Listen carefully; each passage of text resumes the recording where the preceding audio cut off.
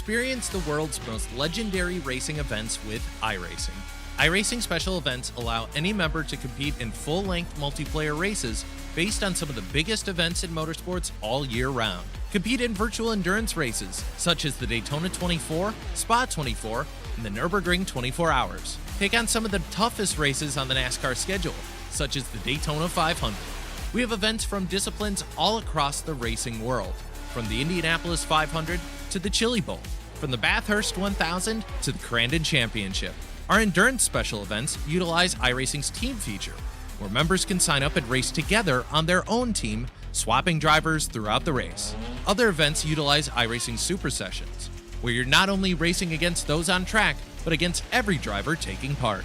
And as every race progresses, watch and feel the track change with progressive time of day, dynamic weather and rain, and dynamic track debris and surface changes. Take on your favorite discipline or try a brand new racing challenge with our biggest races of the year, the iRacing Special Events.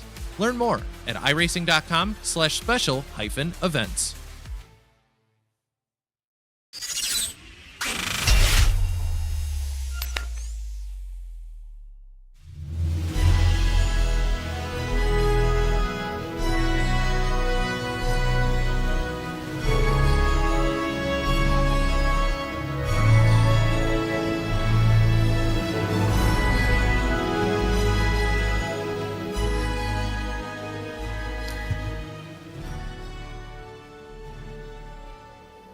Good evening, everyone, and when it comes to racing here at the World Center of Racing at Daytona, there is one thing that you can think of: racing in July at Daytona, as RaceSpot TV proudly presents the iRacing Firecracker 400, a special event presented with iRacing here on RaceSpot TV.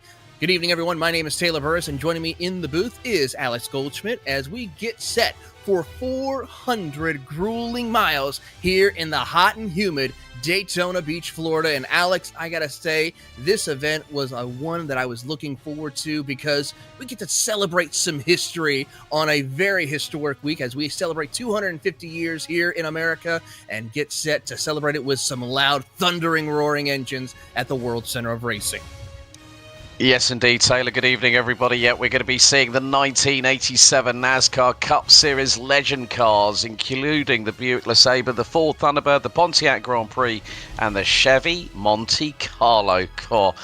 This is going to be where mechanical grip is going to be crucial for all the drivers tonight, because we will see a lot of slipstreaming around this 2.5 mile oval.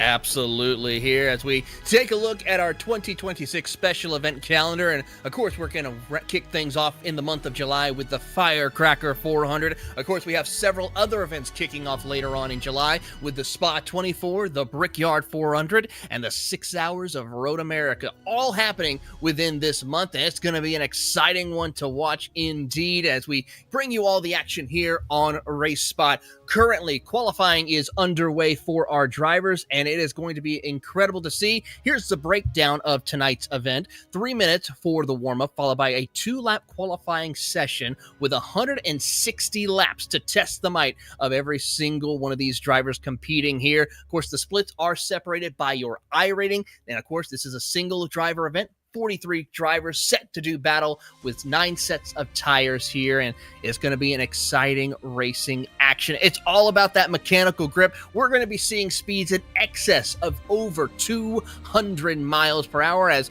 we take a look at qualifying right now. Alexander Cortez currently sits atop the leaderboard right now with a 42-second lap time, and these drivers here just trying to find that little extra to be one of the lucky drivers on the front row to call the action and bring us to the green flag.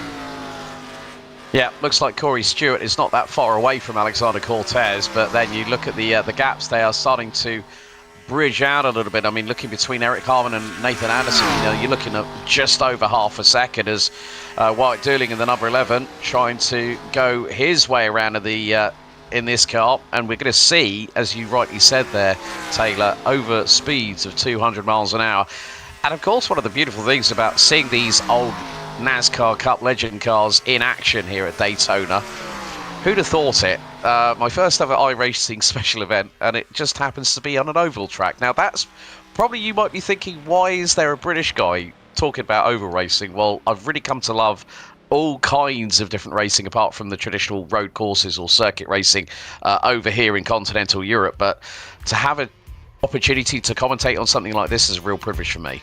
Absolutely here. And when it comes to racing with these cars, which were released on the iRacing service back in 2020 during the pandemic, during the time where we saw this car along with the North Wilkesboro Speedway come on board, it was a fan favorite. But now it's time to give you your starting lineup for today's action. And on the pole position with a time of a 42.925 is Alexander Cortez, followed by Corey Stewart in second place. Samuel Elliott and Eric Harmon will be row 2, followed by Nathan Anderson and Dylan Archer in row 3. Yeah, then we go to row 4. Nicholas Warner and Wyatt Dueling on that row, ahead of Eddie Dice and Braden Fowler, with Andrew Liskowski and David Johnson bringing up the end of row number 6. Moving on into row 7, we'll find Matthew Kinley and Callum Qualkin, who is going to be in 14th, followed by Jason Wilkinson and Adam Taylor Wheeling in 16th position. Row 9, we'll find, of course, the driver of Eric Paczynski and Dale Flemke in 18th position. Then on the remainder of the starting grid, it looks like Matthew Stewart in the number 41, Donald Johnson in the 29, rounding out the top 20. The number 7 of Justin R. Williams with Esau King in the number 20, rounding out row 11. And Rick L. Kennedy Jr. in the number 39, bringing up the 23rd spot on the grid. Really incredible drive here as we're getting set to go racing for 160 laps, 400 miles. And of course, for those of you wondering, well, why is this race not happening during the nighttime like what we normally would see? Well, it wasn't until 1998 when we saw the lights come on for the first time here at Daytona International Speedway. And of course, here back in the 80s, from then on, it was, of course, happening during the daytime. So just imagine those temperatures rising, of course, adding in the humidity. You're looking at over 100 degrees track temperatures. Those drivers, if they were in the real cars right now, sweltering as they sit on pit road to get set to head out onto the racetrack. Yeah, and with my recent travels around continental Europe, I mean, that's not, if it was real life there, Taylor, those drivers would be probably finding temperatures north of 120 degrees Fahrenheit in the cockpits. But, one of the good things, as we always see, there's the pace truck leading the field onto the circuit.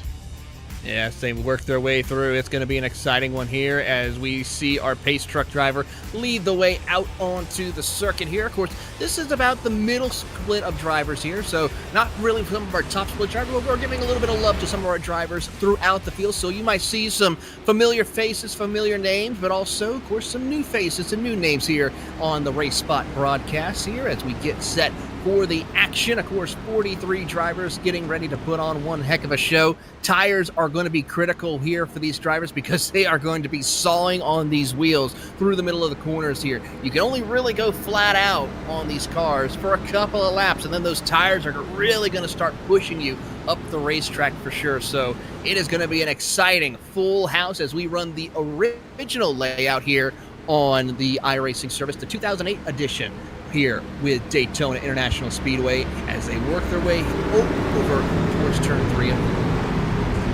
Yeah, this back stretch is going to be really, really crucial to line up a move into turns 3 and 4, and then of course the famed tri-oval is going to be one of those things that the drivers are going to have to really have their mind out of it.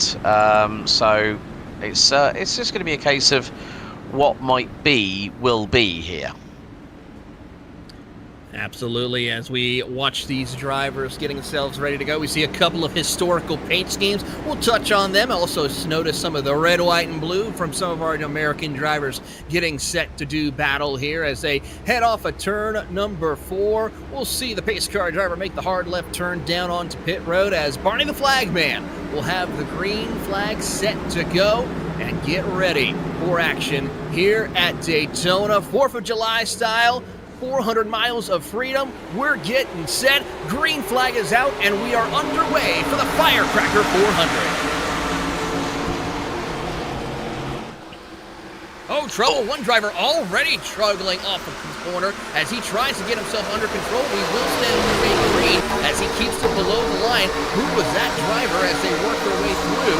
Keeping an eye on the action here as they work their way through the turn 1 and 2. Yeah, just keeping an eye on it at the moment. Looks like it might have been the number 3 that might have got a little bit of a hip check, and that would, well, that's Octavio Rondeletto now. Yeah, so now we're actually, yeah, we've got Logan Helton leading the way, but now he's been overtaken by the 32. Brandon Hayes Ketterly leading the way. Alex Linney in P3. Octavio Rondeletto was at the sharp end of the field, starting on pole, now drops to P5. This here is the top split that we're watching right now, and these are some of the biggest heavy hitters you'll see on the iRacing service as Brandon Cattell, former NASCAR competitor, leads the opening lap. He's got Logan Helton and Alex Linney right there as they'll go side by side right there with Aaron Smith in the 4th position in that bright number yellow 70 as now Cattell drops down to the bottom of the racetrack to try to shut the door in front of Alex as they rocket their way up turn number 2. Excessive speeds of 210 miles per hour as they head up the banking of turn 3. Yeah, right about bottom part of the top 15. I noticed, Taylor, that some of them were going 3 abreast, 3 wide. That's not an easy thing to do coming out of turn 2 onto the back stretch, but Ketterly still leading the way. He's starting to pull a gap over Linney, but he's got to try and break that toe. But Linney's right on his rear bumper as they will now head into the next bar, into the next corner.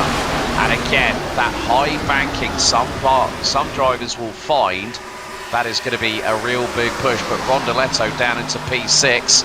Brad Newman gets passed by the number 10 of Blake Neer. And look, you can see here that mechanical grip for some starting to work. And then, well, you notice the old Days of Thunder Cold Trickle, the City Chevrolet livery on the number 2 car, Thomas B. Reed. He's now up into 5th position, but at the moment, Ketterly has made 3 places. This is now, look at this, a quintet at the front end of the field here, Taylor. This is Drag Race City. It certainly is. Everyone's going to be single file, knowing that we have a lot of racing still left to go. Drivers just taking their time, waiting for the right opportunity to make their moves and slingshot past their competitors here. Of course, back in the 1980s, when these cars were the ones that were racing here around the circuit, it was all making sure that you took care of those tires, because these big, heavy stock cars, really you had to crank on the wheel to make sure you could get through the corners, because as you see right now, those cars are going to start to get tighter and tighter, wanting to wash up against that wall off corner exit here. So it's so critical to try and hug that yellow line as best that you can. Right now, Cattell, though, being a little bit of the piper, trying to make sure no one finds their way around and holds position. Meanwhile, a hornet's nest a little further on back, just outside of the top 10. Yeah, some movers and shakers up the order. Zach Range up 10 spots, John Babineau up 7. They're rounding out the top 17 at the minute. Down in 28th spot. Brandon Sox now up 10 positions from 38th on the grid. So we have got some people that are going to double digits. But again, number 14 is pulling to the low side, trying to get towards that yellow line, as you said, Taylor. He's got the 24. That would be, I think that's William Tyndall. And he's got Mitch Hughes closing in the 24 to the high side. Again, just hearing the roar of these legendary NASCAR vehicles from the Winston Cup era. And still, Kettle leading the way. Linney is still keeping with him. But look at this. That low side is working well. Very well indeed. And that is going to be James Connolly, I believe. Octavio Rondeletto's now dropped to 7th position. So 6 spots lost in the first 6 laps for the number 3. Who put it on pole. There goes Mitch Hughes to the low side. Beautiful pass right there as Rondeletto tries to continue to not lose any more positions here. But for the driver just up ahead of James Connolly, picking him up and putting him down, he'll look to the inside of Brad Newman to move up a further position into the 6th spot. They'll go side by side down the front straightaway as Rondeletto looks to try and find his way around, but he's got to worry about the drivers such as William Tyndall and Blake Neer, who is now looking to the inside. Neer in that number 62 Chevrolet Monte Carlo, trying to hold on for 650 horsepower of that Chevrolet as they come off the path straightaway, heading over into turn 3. Yeah, this is going to be put your chess pieces in the right place and see if it works early. But of course, when we get to that first set of pit stops, it's going to be a mad dash into pit road to see if you can get your first service and get it done quickly as well. As to the inside, that is going to be, this is going to be really close, side by side for 4th position. That's Conley versus Smith the second. And look at this, Conley is making good use of that low side. Look at the draft he's pulling.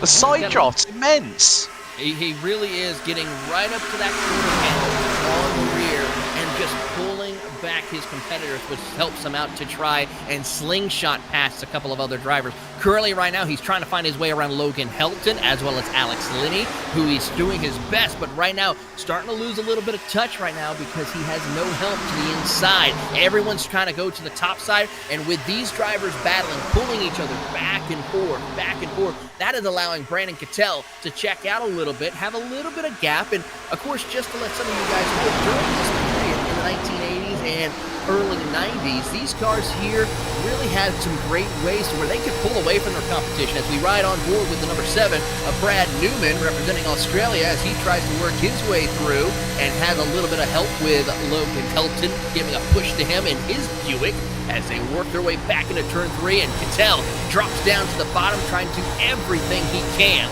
to cut the air off and make sure he gets that push down these straightaways.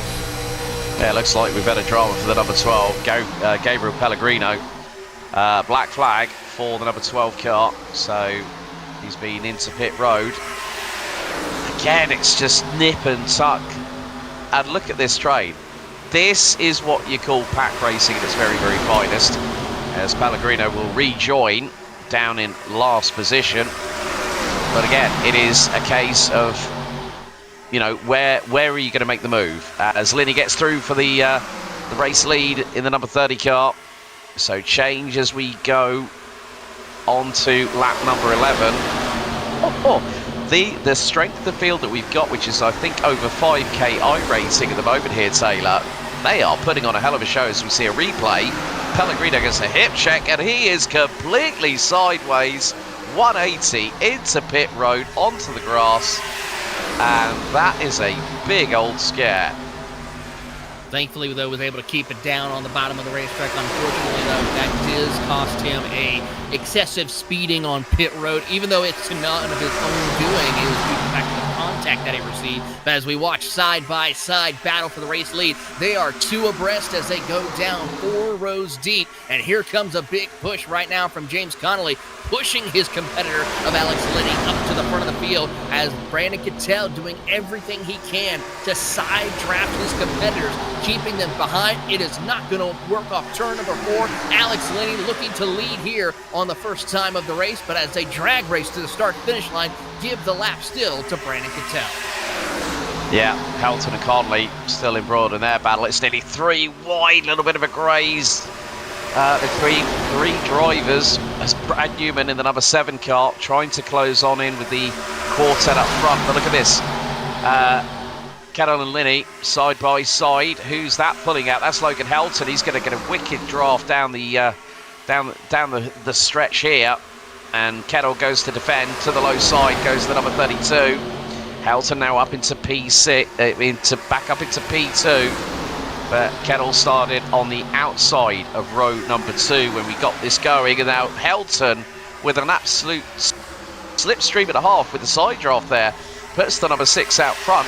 Here comes Brad Newman in the Jeff Gordon tribute livery band in 3rd position in the DuPont scheme.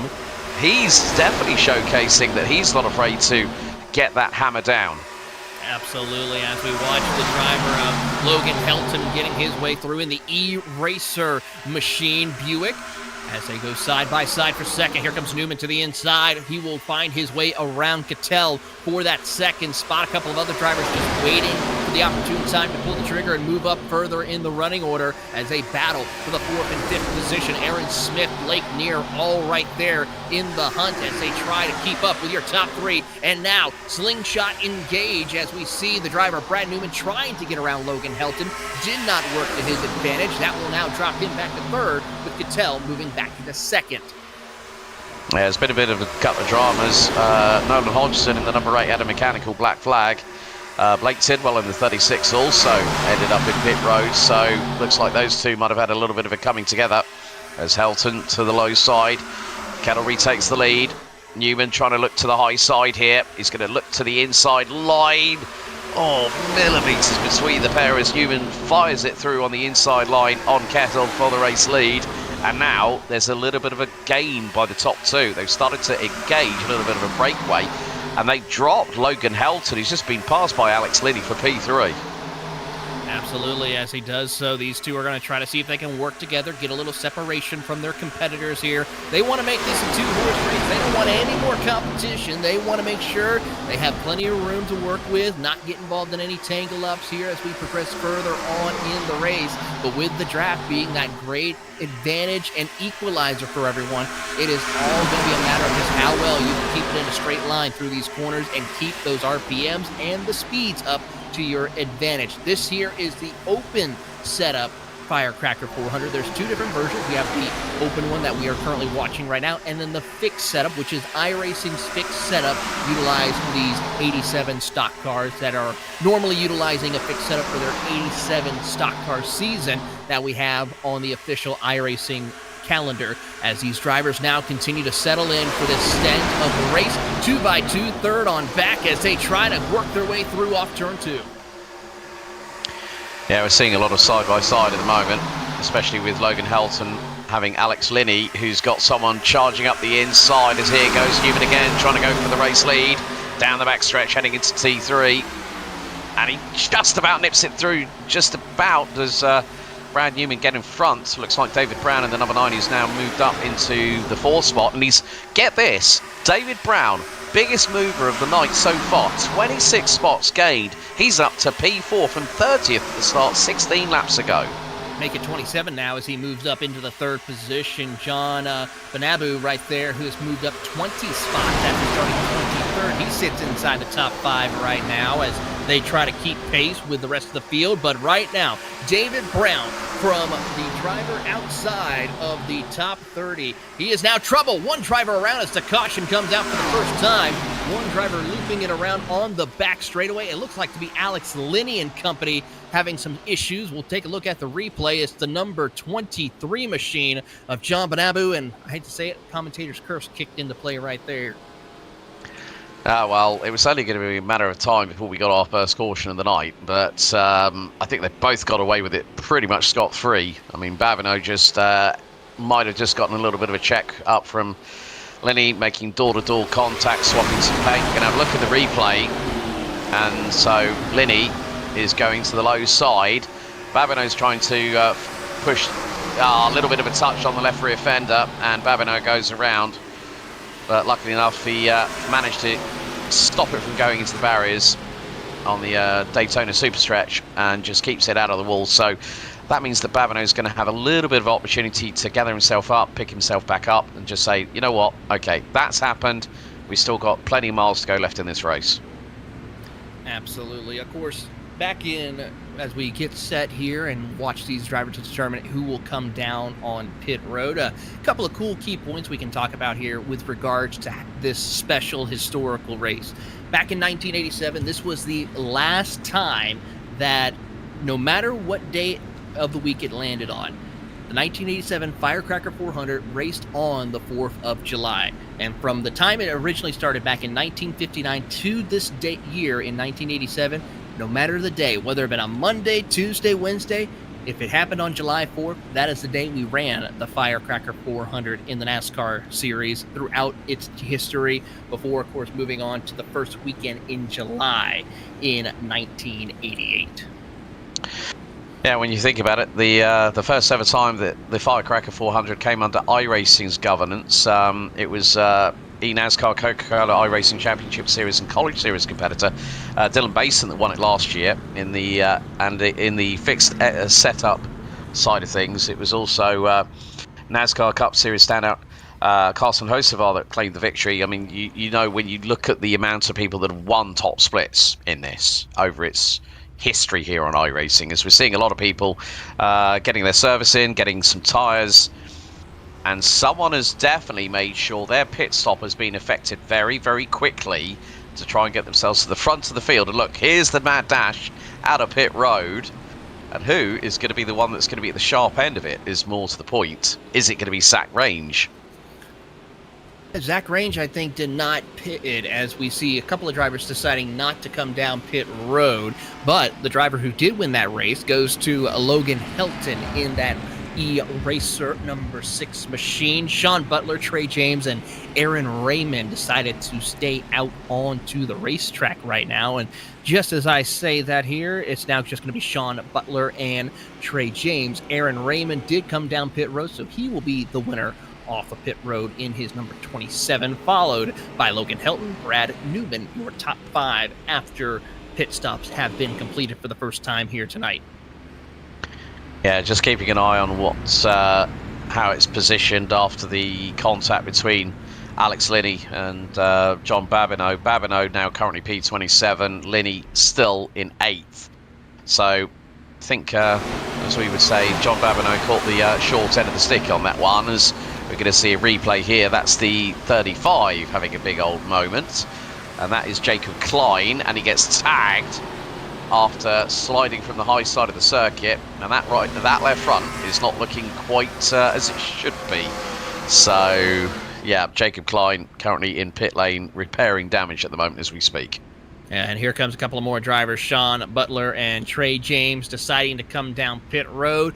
Knowing Sean Butler for multiple years now on the iRacing service, he's been a major proprietor when it comes to racing these 1987 stock cars. And knowing him, he's just going to get out there, get a little clean air, head his way back to the back of the pack, just keep it clean, stay out of harm's way as best as he can, but we'll pretty sure see him work his way up through the field before we see the checkered flag fall, as Aaron Raymond will take the race lead now, followed by Helton, Newman, Connolly, and David Brown, your top 5. A couple other key notable drivers. Michael P. Frisch has joined into the top 10, along with Zach Roethlisberger as well, and Justin Malillo moving up into the top 25 as well after starting at tail end Charlie of the field here. So good to see one of iRacing's very own making his run here in the Firecracker 400.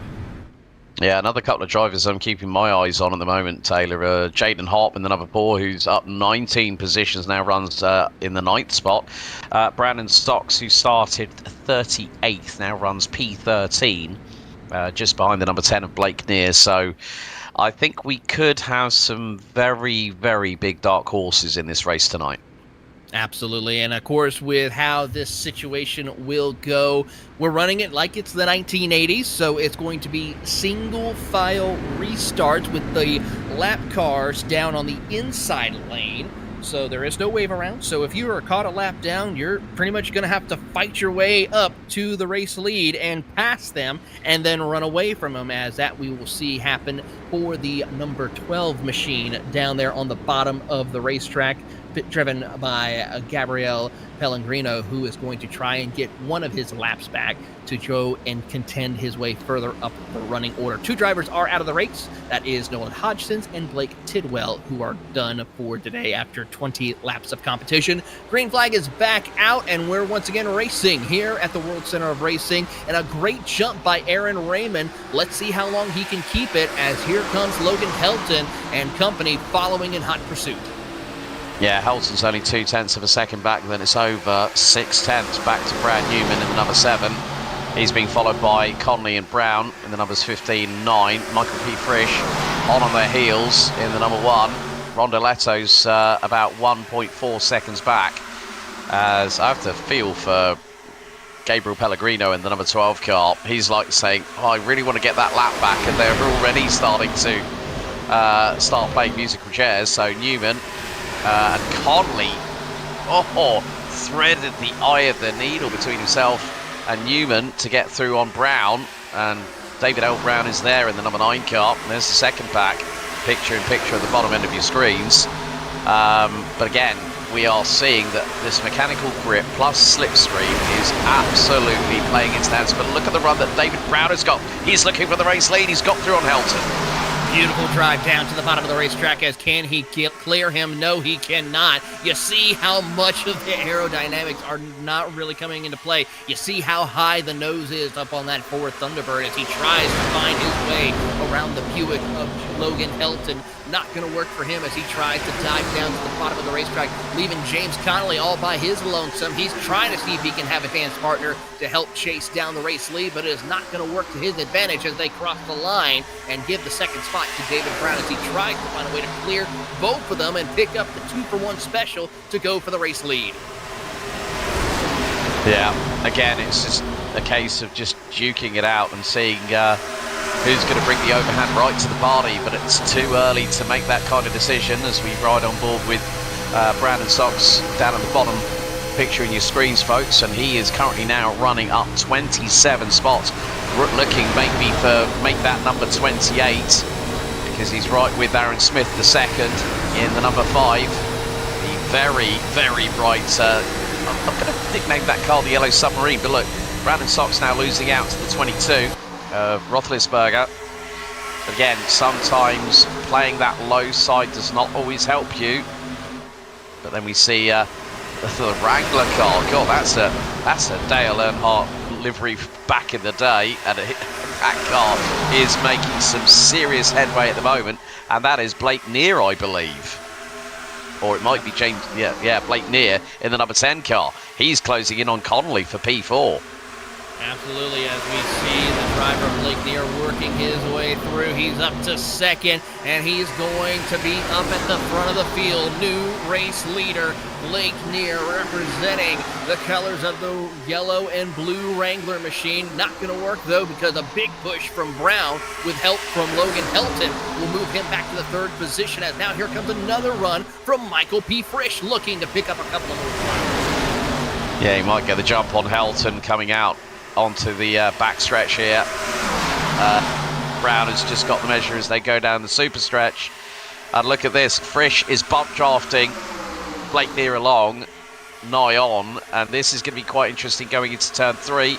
To the lead again goes Blake Neer, and that all of a sudden means that Michael P. Frisch has got to try and work with that throttle rather than some kind of side draft or slipstream. But look at this, 2x2, Noah's Ark style, for first, for second, for third, for fourth.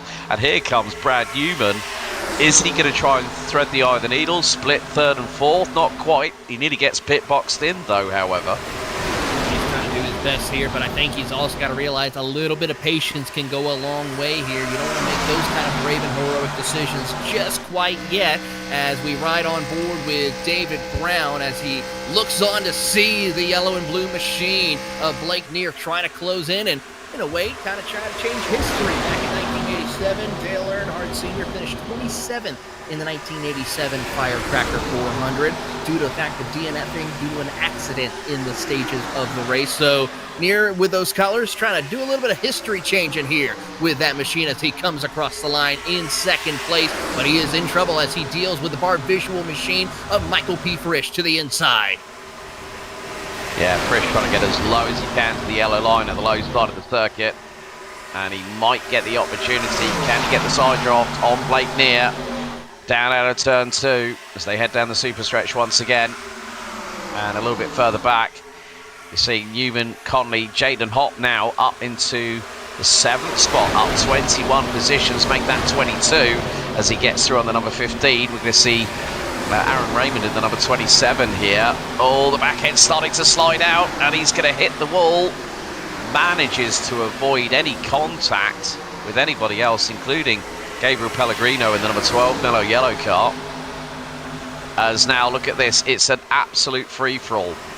Everyone is pushing 11 tenths here as it's Michael P. Frisch, the number 1, who takes the race lead ahead of Brown, Newman and Blake Neer side by side for P3. And then it's Helton, Conley, Hopp, Reed, Sox, Roethlisberger, Rondeletto in 11th. Still not out of the woods yet. No, not out of it yet is the number 3. But our pole sitter is just biding his time. That's one of the things you've got to do on a race like this where it's 160 laps, 400 miles. You've got to be in the right place, right time when there's a couple of laps to go.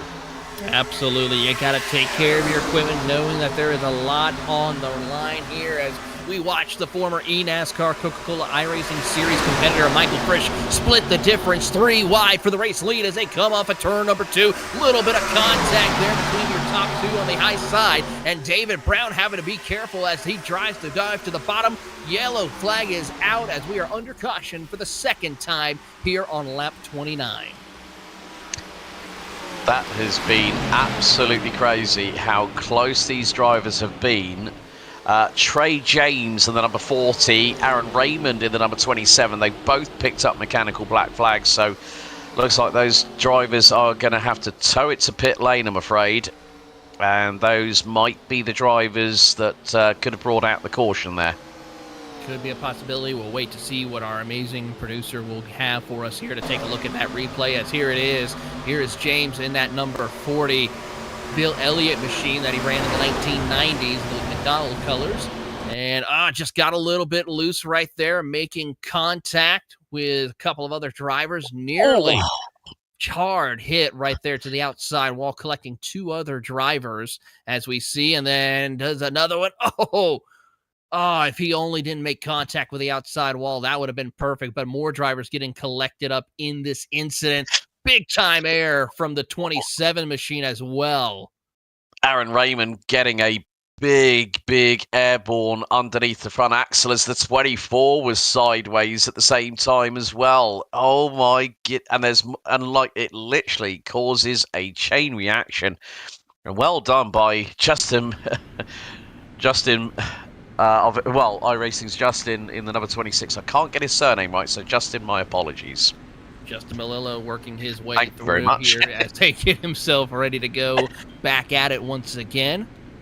And I'm pretty sure it's safe to say we may see a couple of drivers come down and at least change 4 tires, maybe 2 tires. At the very minimum, put fuel in these cars to try to stretch it out a little longer. But I have to say though, Taylor, Justin Malillo's reactions were cat-like reflexes there, and shout out, hats off to him.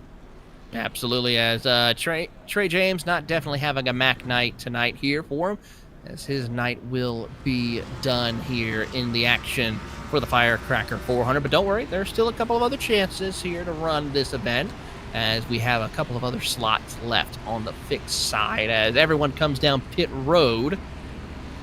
And by the looks of it, Brandon Sox is yet to come down pit road. In fact, he will stay out on the racetrack with David Brown winning the race off of pit road, followed by James Connolly, Logan Helton, and then it is Jaden Hopp and Octavio Rondeletto, your top 5 off of pit road. Sox will take over the race lead for the moment, but I have a feeling he will be coming down pit road to at least top off with fuel and get a little further down the running order as more drivers make their way off of pit road.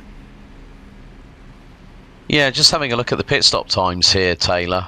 Brad M. Newman in the number 7 car looks like he's taking tyres. Blake Neer, Thomas B. Reed, and Zach Roethlisberger. They've all had pit stops north of 22 seconds, so that says to me more than likely 4 brand new stickered tyres on their cars ready to go to green, and that will give them the mechanical grip advantage. But they have to scrape off that layer of untested rubber just to get down to the main sort of like meat and carcass of the tyre. And then when those things really start to get up to temp, then they'll be absolutely flying and trying to make their charge back towards the front end of the field. Absolutely, and we'll see how that all plays out for them here as we keep an eye on the drivers. Currently, the temperature at the track here, I gotta say, for racing here at Daytona in July, it's a little cooler than I would expect. 84 degrees. Normally, as being a former Floridian myself, temperatures would be in the triple digits, or at least close to the triple digits. Not 84 degrees, but that track temperature, 116 degrees. That means those tires are going to be slipping and sliding all over the place. The humidity, just about right, 63 degrees. I would add another 30% if this was as close to what we would expect in the real world, with almost 100% humidity down in Central Florida. Yeah, and we have seen it a couple of times when drivers have just lost the back end and the mechanical grip has just gone from the rear tyres, and that's why we've seen, obviously with that last caution coming out, one mistake, one overcorrection on steering, that can really snap the back axle into a direction that the driver will not want to face, which is normally backwards or sideways. And then you've got to think of, okay, how is that going to hurt me in the long run? That's nearly put me in the wall. As we ride on board with Aaron Raymond in his onboard, getting a little shot up like a firecracker here, and unfortunately he does come back to earth. So we'll see how this works out for these competitors. Yeah, I thought he might have been on a steed there, because he definitely would have been getting some giddy up with that air that he just got. But it just goes to show that when someone loses the back end of a car and then they are a passenger, and if you get caught up in it, just like Aaron Raymond did, and it was unfortunate because he was at full throttle and he just came across the scene of the incident. And sometimes when you are dealing with speeds of over 190, 200 miles an hour, you've got to have those reflexes, but sometimes you're kind of in a pinch, really. So a fun little fact here for some of our drivers. I mean, while we're under caution, we're getting ready to go back green flag racing here. So we'll save that little fun fact if we get confirmation that pace car is going to be pulling off onto pit road, which by the looks of it, that is the case. Drivers now get themselves ready to turn up the engines and go at it once again, as Brandon Sox will lead them to the green flag. But how about this for one of our lap drivers there of the number 12 machine, Gabriel Pellegrio, who is now trying to move up. He does not, unfortunately. Here comes David Brown around the outside as he tries to hunt down Brandon Sox. Yeah, Pellegrino's been between a bit of a rock and a hard place, unfortunately, for the number 12. Showing on our timing screens is currently P40. So, and then, you've got to think of how much damage has been done to the number 40 of Trey James, then of course Aaron Raymond, but it is now Conley to the lead. As to the bottom, to the low side goes Jaden Hopp. That is 24 places gained. And out of the top 5 at the moment, you look at who is there. James R. Conley up 10 spots. Brandon Sox up 36 from 38th on the grid, runs P2. And Brandon Sox now, that's 37 places, but Conley to the high side is going to try and retake that race lead. Sox to the low side, keeps the hammer down and stays ahead, but Conley's going to get the draft as they go down the backstretch, heading into turn 3. And look at this, again, switching places like nobody's business. And sometimes you want to be the car following, so you can get that little bit of additional MPH on your speedo. And look at this, Conley and Sox nearly swapping paint coming out of turn 4. This is a real scrap and a half for the race lead. Conley just ahead of Sox by about 2/100ths of a second across the stripe, as we are now on lap 36 of 160. And Sox to the high side this time will retake the race lead, gets about a couple of car lengths between himself and Conley, make that 3-4. And then you've got Brown, Helton, Hopp, Linney up into 6th place now, Zach Range and Blake Neer. And Linney drops behind the 21 of Range. Blake Neer is about 6/10 off of the number 30. Well, make that now. You might think, oh, half a second isn't that far behind. Well, when they get the slipstream engaged, and look at this, Blake Neer using the low side, he's got himself up into P3. He's got Thomas Reed, B. Reed, right behind him in the City Chevrolet Monte Carlo, right behind him. And now Blake Neer up to P2. This is going to be the case where Blake Neer is going to be bump drafting or side drafting his way through to the race lead, and he's a fraction ahead. Make that now 2 to 3 car lengths ahead of Brandon Sox as Thomas Reed now takes P2. This is a real dogfight. It really is a good fight up there from the front of the field, as here comes the 22 of Zach Roethlisberger to the inside. Going to take him 3 wide as they head down into turn 3 and 4, and he will try to hug the inside lane. He's got help from that number 19 in the Richard Petty colors as they try to work their way through in that Ford Thunderbird. Slight contact as they make their way through. We ride on board with Zach Range in the 15th position in his Chevrolet as he tries to snake his way through the competition. That's the 37, nearly shuts the door on him, but can't find his way through. William Tyndall will lose a spot as they try to work their way through the middle of the corner. Yeah, Benjamin Forrester's looking very racy in the STP Richard Petty colours in the number 19. He's up to 9th position now, having started 34th. So I did say there were going to be plenty of dark horses in this race here tonight, Taylor, but there are so many of them. I think they're probably long as both my arms and legs put together. Absolutely. Here as we watch a little further up the field, and the number 22 of Roethlisberger looking to get around Brandon Sox in the Hooters machine. And of course, a little history right there. Hooters was running in the 1987 series with Alan Kowicki. The only difference I gotta say with Sox's machine is originally with Alan Kowicki, it was a Thunderbird, and it was white and orange. So he got it a little bit off a little bit. So we'll see how well he does, though, in that number 31 as he tries to work his way through, dropping back to P4 after Roethlisberger moves up to third as we watch the 15 of Connolly trying to pick up a couple of extra spots. He's all by his lonesome, has a little bit of a sniff of the draft right now to help try to keep him up with the top 5 as he sits in 6th. He does have help coming from the driver of David Brown in 7th place as we watch Sox trying to keep pace with the top 3. Yeah, so is Brandon Kettle as well in the number 32. He's up now back into 4th position, so he might get an opportunity as we see David L. Brown being chased down by the number 6 of Logan Helton. Benjamin Forrester being passed by Brad M. Newman in the number 7 car. So again, it's that side draft on the low side that really seems to be working. You can see the cutback by Benjamin Forrester in the number 19 STP machine. He's going to try and make a couple of spots. He's gone through on Logan Helton for 10th, but then he's got, I think that's Mitch Hughes, who's also trying to get through on Helton and does so. So Forrester might get a little bit of an assist if Mitch Hughes manages to get closer to his rear bumper, but it's going to be tough for Mitch Hughes if he can just get in front of David L. Brown in the number 9 car. Unfortunately, Brown decides otherwise, is ahead of Mitch Hughes by about half a car length as they go through. Again, Mitch Hughes is favouring that inside line in the number 24 and then gets through on Brown. So can there be an opportunity here for Benjamin Forrester, who started down in 34th position, now runs in the 8th spot, as we see once again Helton, Brown, Linney, they're rounding out the top 12 at the moment. But the biggest gap at the moment is between James R. Connolly and Brad N. Newman. The gap is just over a second, and it's a further 1.3 seconds back to Benjamin Forrester in the number 19 STP car. So we keep an eye here a little further back with the 24 machine of Mitch Hughes and the Coors Light colors, trying to hunt his way down to the back bumper of Benjamin Forrester. He'll look to the outside, and then moving up, Newman doing everything he can as well.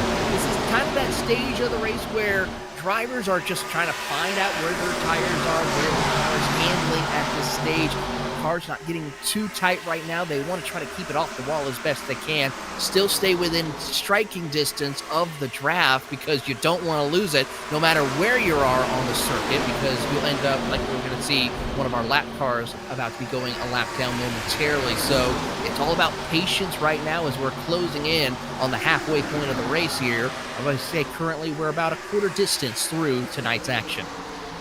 Yeah, Blake Neer looks to be trying to use that inside line. He's got Brandon Sox right on his rear bumper as they come through. And again, look at this, Brad Newman using the low side, getting as close to the low yellow line at the bottom part of the circuit, the bottom part of the oval as they go down the super stretch. And now here we go. Neer gets through on Roethlisberger. Sox gets into Blake Neer's slipstream into turn 3. And they're right behind Brandon Kettle, who's going for the lead on Thomas Reed, but Thomas B. Reed in the number 2 Tinny Chevrolet car still holds on to the race lead. This is nip and tuck. And this is what I love about oval racing. There is this specific art to this. And for people that might want to remember a certain Richard Hammond, formerly of Top Gear and the Grand Tour, big NASCAR fan, and I can understand why, because there is an art, there is a subtlety to racing in these machines. 650 horsepower, absolutely thunderous engines, producing a cacophony, an orchestra of noise, of American power, American muscle. As here we go again, Blake Neer to the low side. Again, he's just finding that little bit of extra mechanical grip, and coupled with the side draft, it's really helping the number 10 Wrangler car to move forward and still keep it in contention. He really is. It's just all a matter of just taking care of his equipment, finding that right lane to go with, and then just pulling the trigger and making the passes work for him. As Brandon Cattell in that number 32, he's looking to try to retake the race lead as he is all over the back bumper of Thomas Reed in that number 2 machine as they come off turn 2, heading down the back straightaway. They're still side by side for the 4th position as Forrester is trying to find his way around. So far to no avail at the moment, as Cattell is just waiting for the opening to find his way back up to the race lead as they are just settling in further back, waiting for the moment. Here comes Brad Newman right around him to the inside. He's got help from Brandon Sox. And how about John Babineau? He was just spinning out of control at one point early on a few laps ago. He's now back into the top 10, ready to contend for a chance of victory here at Daytona. And meantime, the other person that was involved in the accident that saw Babineau spin out, Alex Linney, is rounding out the top 15 at the moment. So it is that pendulum swing. It can go one way, then it's the other. And look at this, Babineau trying to make it 3 wide. He's looking to the inside of Brad M. Newman and Sean Butler. This could be very close, but he's going to get to the inside of Newman. Can he get through? Yes, he does. Up to P9. But then he drops down to 10th position to look 3 wide. And to the high side, that's the number 29 of Sean M. Butler. And look at that, Babineau, just like a scalded rat, just gets through on 2, maybe 3 drivers at a push for that side drop. Brilliant stuff. There you see Babineau with the Waffle House colors right there. Of course, Waffle House, if he does end up on victory lane, I'm pretty sure if he was down in Daytona, he would be heading down a little bit down International Boulevard to the Waffle House just a little bit before you get to Daytona International Speedway, just off of I-95, and he's going to try and celebrate in style here as he goes side by side with Newman. Meanwhile, here comes Sean Butler moving up through the field. Remember, we talked about him, how he will take his time and find his way up to the front. Well, I think now is the time for him to go up and take the race lead. He's up to 2nd place as he finds his way side by side with Brandon Cattell. He's got help from Blake Neer as they make a hard push to the front of the field. Yeah, Brandon Cattell's he's going to be pit boxed in a little bit here as Butler gets through. And look at this for the overhead shot, the helicam. This is what you want to see. These cars absolutely roaring like crazy. And still, we've got another, I think, have we got another caution? I'm not too sure, but Reed has still got the lead. Butler in 2nd, Cattell in 3rd. Looks like they're spacing out a little bit here, Taylor. Yeah, seems to be spacing out a little bit. The only driver I could possibly see having some issues is the driver of the number 20 of Vincius Bruin, possibly. As we'll wait for our producer to double check a couple things and get you that information. Thomas Reed will have the race lead for the time being as we get set to take a look at the replay. Incredible drive, though, for Sean Butler, as here's the replay of what happened to Vincius Bruin. Going to the inside here, a little bit of a 3-wide escapades here, and possibly some contact. Nope, just hits that yellow line a little bit. Walking up the racetrack, contact with the lap car of the number 12. And, yep, unfortunately, he doesn't hold the brakes long enough and climbs back up onto the racing circuit. He was lucky he did not get collected there, but there's the iRacing pace truck picking up race leader Thomas B. Reed in the number 2 City Chevrolet Monte Carlo. But yeah, Sean Butler, what a run he's had so far. Like you said earlier, Taylor, I mean, he's made up. He started 37th, folks. He's now P2, so he's been very, very cautious, and he's been picking his moments as we see the onboard. Yeah, there we see Vinicius Burin in the number 20 just lose it right in front of Gabriel Pellegrino. And I did say about these tyres, when the rears get to and now we're going to see a big amount of running into pit road. So Reed, Cattell, Neer, Roethlisberger, Babineau, Conley, look, they're all pitting right the way down through the top 20. I think the majority, if not most of the field, if not all of the field, are going to come in, get some fuel in that tank and get some tyres on. And it looks like pretty much everyone has come in. I got to give a little bit of a shake of the finger to Thomas Reed. I mean, I understand why he's running the City Chevrolet paint scheme, of course, Days of Thunder, as we talked about, but he's running it on a Ford Thunderbird. The reason probably why is the body style is closely resembled to what the Chevy Lumina back in the 90s when this movie did come out in 1989 when Chevrolet was running the Lumina instead of the Monte Carlo. So applaud for effort, but also like you don't run a Chevy on a Ford. Yes, that's called that is called travesty in my eyes, to be honest with you, Taylor. Well, I got one better. I remember commentating a race where a group of people ran a Chevrolet Corvette with a Renault paint scheme on their car. No. So it was a all French team too. So I'm like, yeah, we're gonna have to have a talk about that one. It's sort of like wag of the finger, sit on the naughty step with the dunce's cap on your head. Yes, think about what you did for a minute. So, but right now, of course, my name is Taylor Burris. Alex Goldschmidt is my commentator up here in the booth as we get set for more action. Closing in on the halfway point of tonight's race.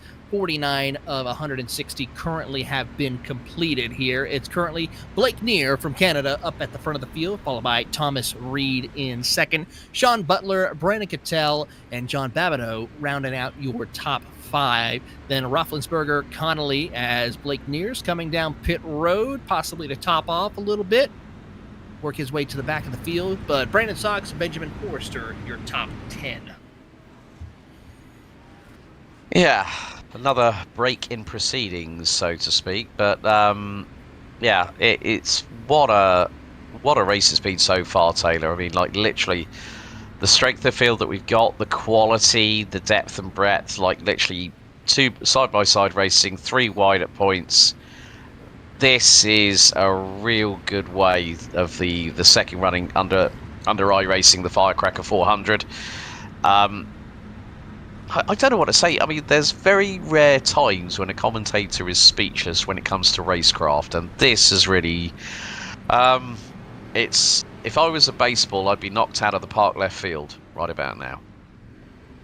Absolutely. As lights are off on the pace truck here as we get set to go back at it here at the World Center of Racing, as Thomas Reed and Sean Butler will lead us to the green flag. Yep, and then we'll have Brandon Cattell, John Babineau back up into 4th, ahead of Zach Roethlisberger, James Conley, Mitch Hughes, Brandon Sox, Benjamin Forrester, Logan Helton, Zach Range, Alex Linney still within a shout. Octavio Rondoletto has been keeping within the top 15, so that's helping the number 3, even though he did start on the pole. But as we have already seen, as we hit half a century of laps here at Daytona International Speedway, the World Center of Racing, I'm just looking forward to seeing when they get up to full racing speed, when the pace truck peels into pit road, and then it's going to be about the restart. Restarts are, as we all know, very, very crucial, and effectively Thomas B. Reed will be the de facto pace setter when we go back to green. Absolutely. Here as we see the pace car driver makes the hard left turn out onto pit road. Barney the flagman, ever watchful, ever ready to give us the green flag for Thomas Reed and company as they enter into the start zone and get themselves ready to go back racing here as Reed pulls away. Everyone's got a little bit of separation here. Let's see how quickly they can get themselves organized to make the run up to the front of the field. Yeah, like I said, it's all about those restarts, and Thomas B. Reed and Sean M. Butler have really nailed it, and they've left Brandon Cattell's kind of eating their dust a little bit, but Cattell's got Babineau right on his on his rear end, and Roethlisberger not that far back either. But then you look back towards Conley, Hughes, Sox, Forrester, Helton. The gaps are starting to close as Babineau to the inside on Cattell. That is for P3. Is he going to try and thread the eye of the needle? He's going to make it 3 wide for second position. He's looking to the outside of Sean Butler, but cannot quite get the move completed as they go through the tri-oval. He's going to get to the outside. Can he make the move stick? No, Butler's going to get the side draft on him, but Babineau's got that high side working for the 23, the Waffle House machine, and he gets through for second position, but that's given Thomas B. Reed a lead of about 2/10. But look at this, Babineau is closing in. He's going to look to the low side now, here into turn 2. Side by side for the race lead, Babineau gets the run, and he will scream past the driver of Thomas Reed. But look out, here comes Mitch Hughes in the Silver Bullet, looking to try and take on the chance to lead here at the World Center of Racing with Cattell and Connolly in hot pursuit. Speeds in excess of 210 miles per hour as they cross the start-finish line to put another lap on the board. And so far, it's now single file for your top three. Hughes is going to try to push Cattell as he has to worry about the driver of Sean Butler and company working their way through. You're on board with Mitch Hughes as he tries to find his way through the top five. Yeah, this is a great perspective, and you're seeing, you look on the rev counter, he's at over 7,200, varying on 7,500 RPM at full speed.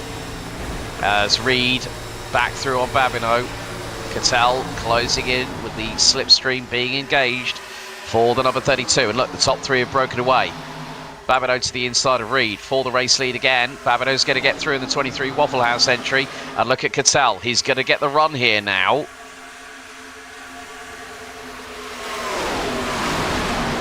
And he does it. Babineau will take over the race lead here in a beautiful fashion with help from Brandon Cattell as these drivers just try to find their footing, make sure they can settle back in for another run. Hopefully we can make a long green flag field run here in this stage of the race.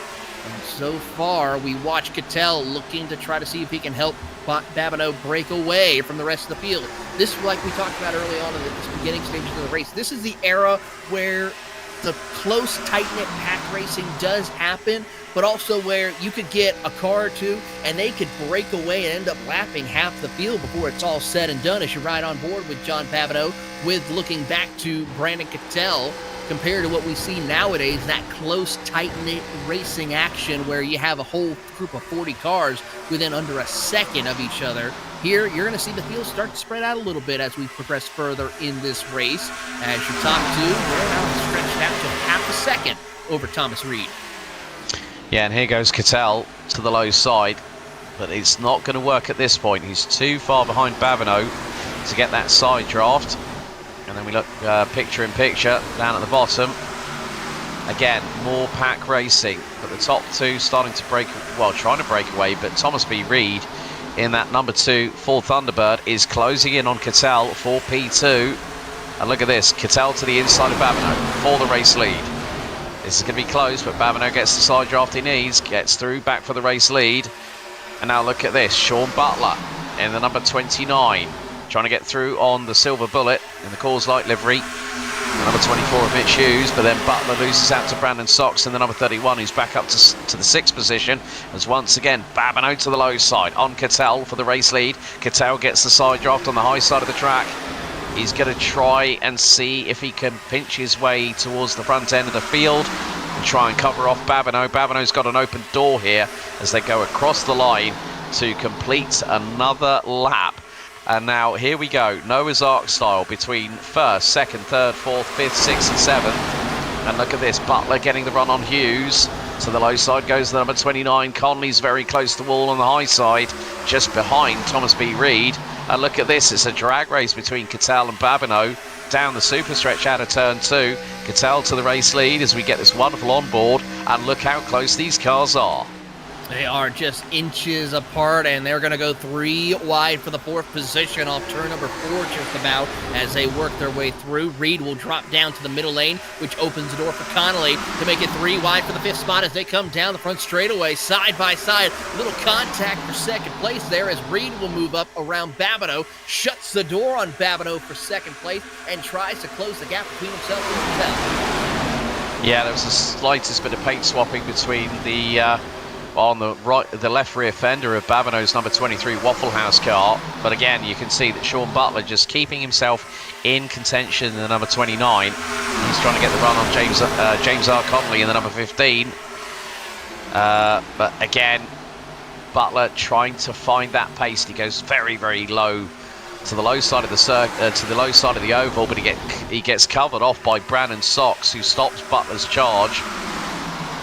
But again, we're about to complete lap 58 out of 160, and another lap gets chalked up. And look at this, it is so difficult to say how many race change leads we're going to have over 160 laps here at the World Centre of Racing. But look at how high Thomas B. Reed and the number 2 City Chevrolet Ford Thunderbird. That feels weird saying that right about now that you've told me about what car he's running in Taylor.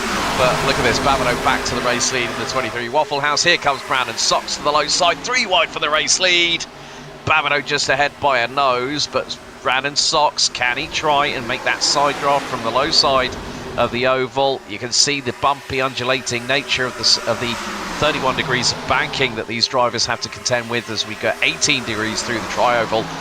And Brandon Sox having to battle tooth and nail with Thomas B. Reed for the second spot. But look, that's how close it was. It was paint scratching at its best between Messrs. Reed and Babineau for P2 behind Cattell. You couldn't stick a sheet of paper in between those 2 cars and how close they were as they traded paints here. Rubbin is racing at its finest here at the World Center of Racing as they go 3 wide once again for the top 5 positioning, and it will be James Connolly who will be the beneficiary of that position as he continues thinking about going 3 wide again for the 3rd spot as you go on board with him working his way through around the circuit with drivers such as the number 22 of Roethlisberger and Logan Helton waiting in the wings, ready to move on through. Lenny's making up some small moves, making up a place at a time, and he now rounds out the top 10 behind Mitch Hughes in the Coors Light Silver Bullet number 24. Lenny now through on Hughes for P9. But look at this, Butler to the low side, trying to get the side draft here on Babineau in the 23 Waffle House entry as they come down the super stretch. Brandon Sox switches to the low. Oh, that's Cattell. Cattell switched. He was the one that went from the high to the low side of the oval. He just about manages to get through. But Brandon Sox with the side draft. Look at how much suspension travel there is on the 31 when he hits the high side, goes through the 31 degree banking, now through the 18 degrees at the tri-oval. You could just see how closely packed this is. And looking at the intervals, the top 22 drivers, rounded out by Nathan Barrows and the number 11, are covered by just under 1.8 seconds. And look at this, Noah's Ark style NASCAR racing, nearly 3 wide, a little bit further back towards the bottom part of the top 10. And it's going to be the number 9 of David L. Brown. He goes to the low side. He gets through for P6. And he got through on Sox, Linney, Reed and Hop all at the same time. And still Babineau leads. Butler's broken away from the likes of Cattell and Conley, who's now been overtaken around the outside by Brandon Sox in the number 31 car, who's back up to the 4th spot. And Butler to the low side on Babineau. Can he get the race lead? He's just about wheel to wheel, side by side with the number 23. Babineau's ahead by half a car length. This is absolutely bell-binding right now, and Butler is going to get the race lead down the super stretch. He's going to get the low side, but what about Brandon Sox? He's trying to push Butler along to see if they can get the top 2 positions. And what I can say is this, Butler is through. Back to the race lead is number 29.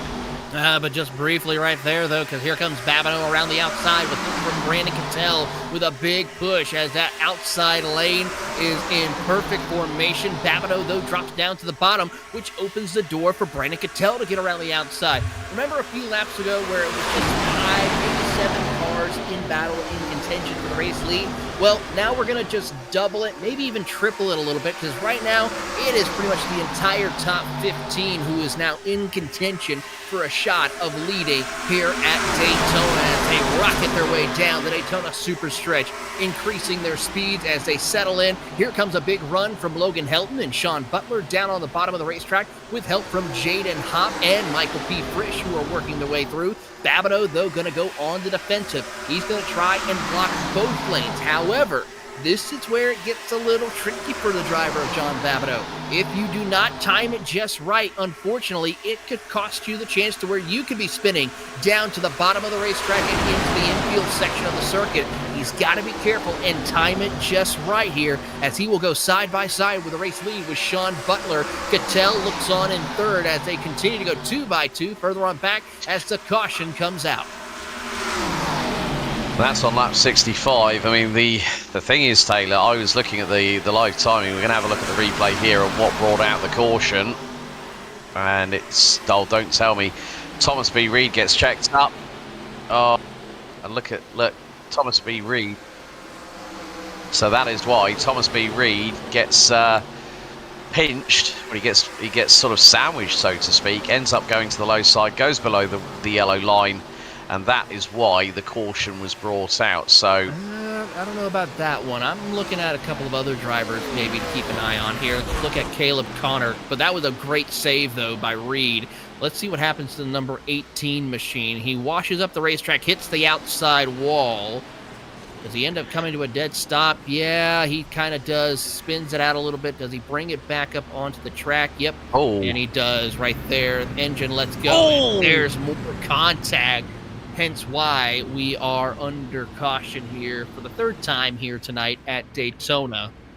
I'm wondering if that might have been the number 16, Chris Yanker, that might have hit the back of him. Could be a Because Chris possibility. Yanker's in the pits. Yeah. Oh, another driver that having traction issues. Well, I think probably grip issues with the rear tyres.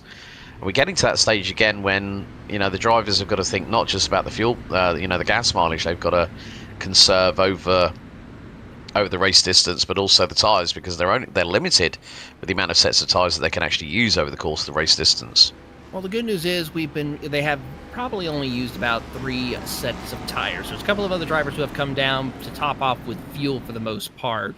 But looking at it right now, this is our third caution of the night. We've been running 20-lap stints here as we ride on board with Brad Newman. Oh, one of our front runners right here. Just boom, makes contact. And that is a tough break for the Australian, who was looking to have such a good run. Unfortunately, got caught up a little later on in some issues, and unfortunately that might be day done for him as we wait to see who will win the race off pit road. A couple of drivers missing their pit box here a little further back, as Brandon Sox will win the race off of pit road. And we'll see who else will join him on that race off of pit road. There you see the number 31 Chevrolet Jory joining the racetrack. Zach Roethlisberger will go second. Then it's going to be Brandon Cattell and Blake Neer, your top 3 and 4, and then Logan Helton in 5th position. So a good little race off pit road here as we are approaching the halfway point of tonight's race of the iRacing special event of the Firecracker 400 here on Race Spot TV.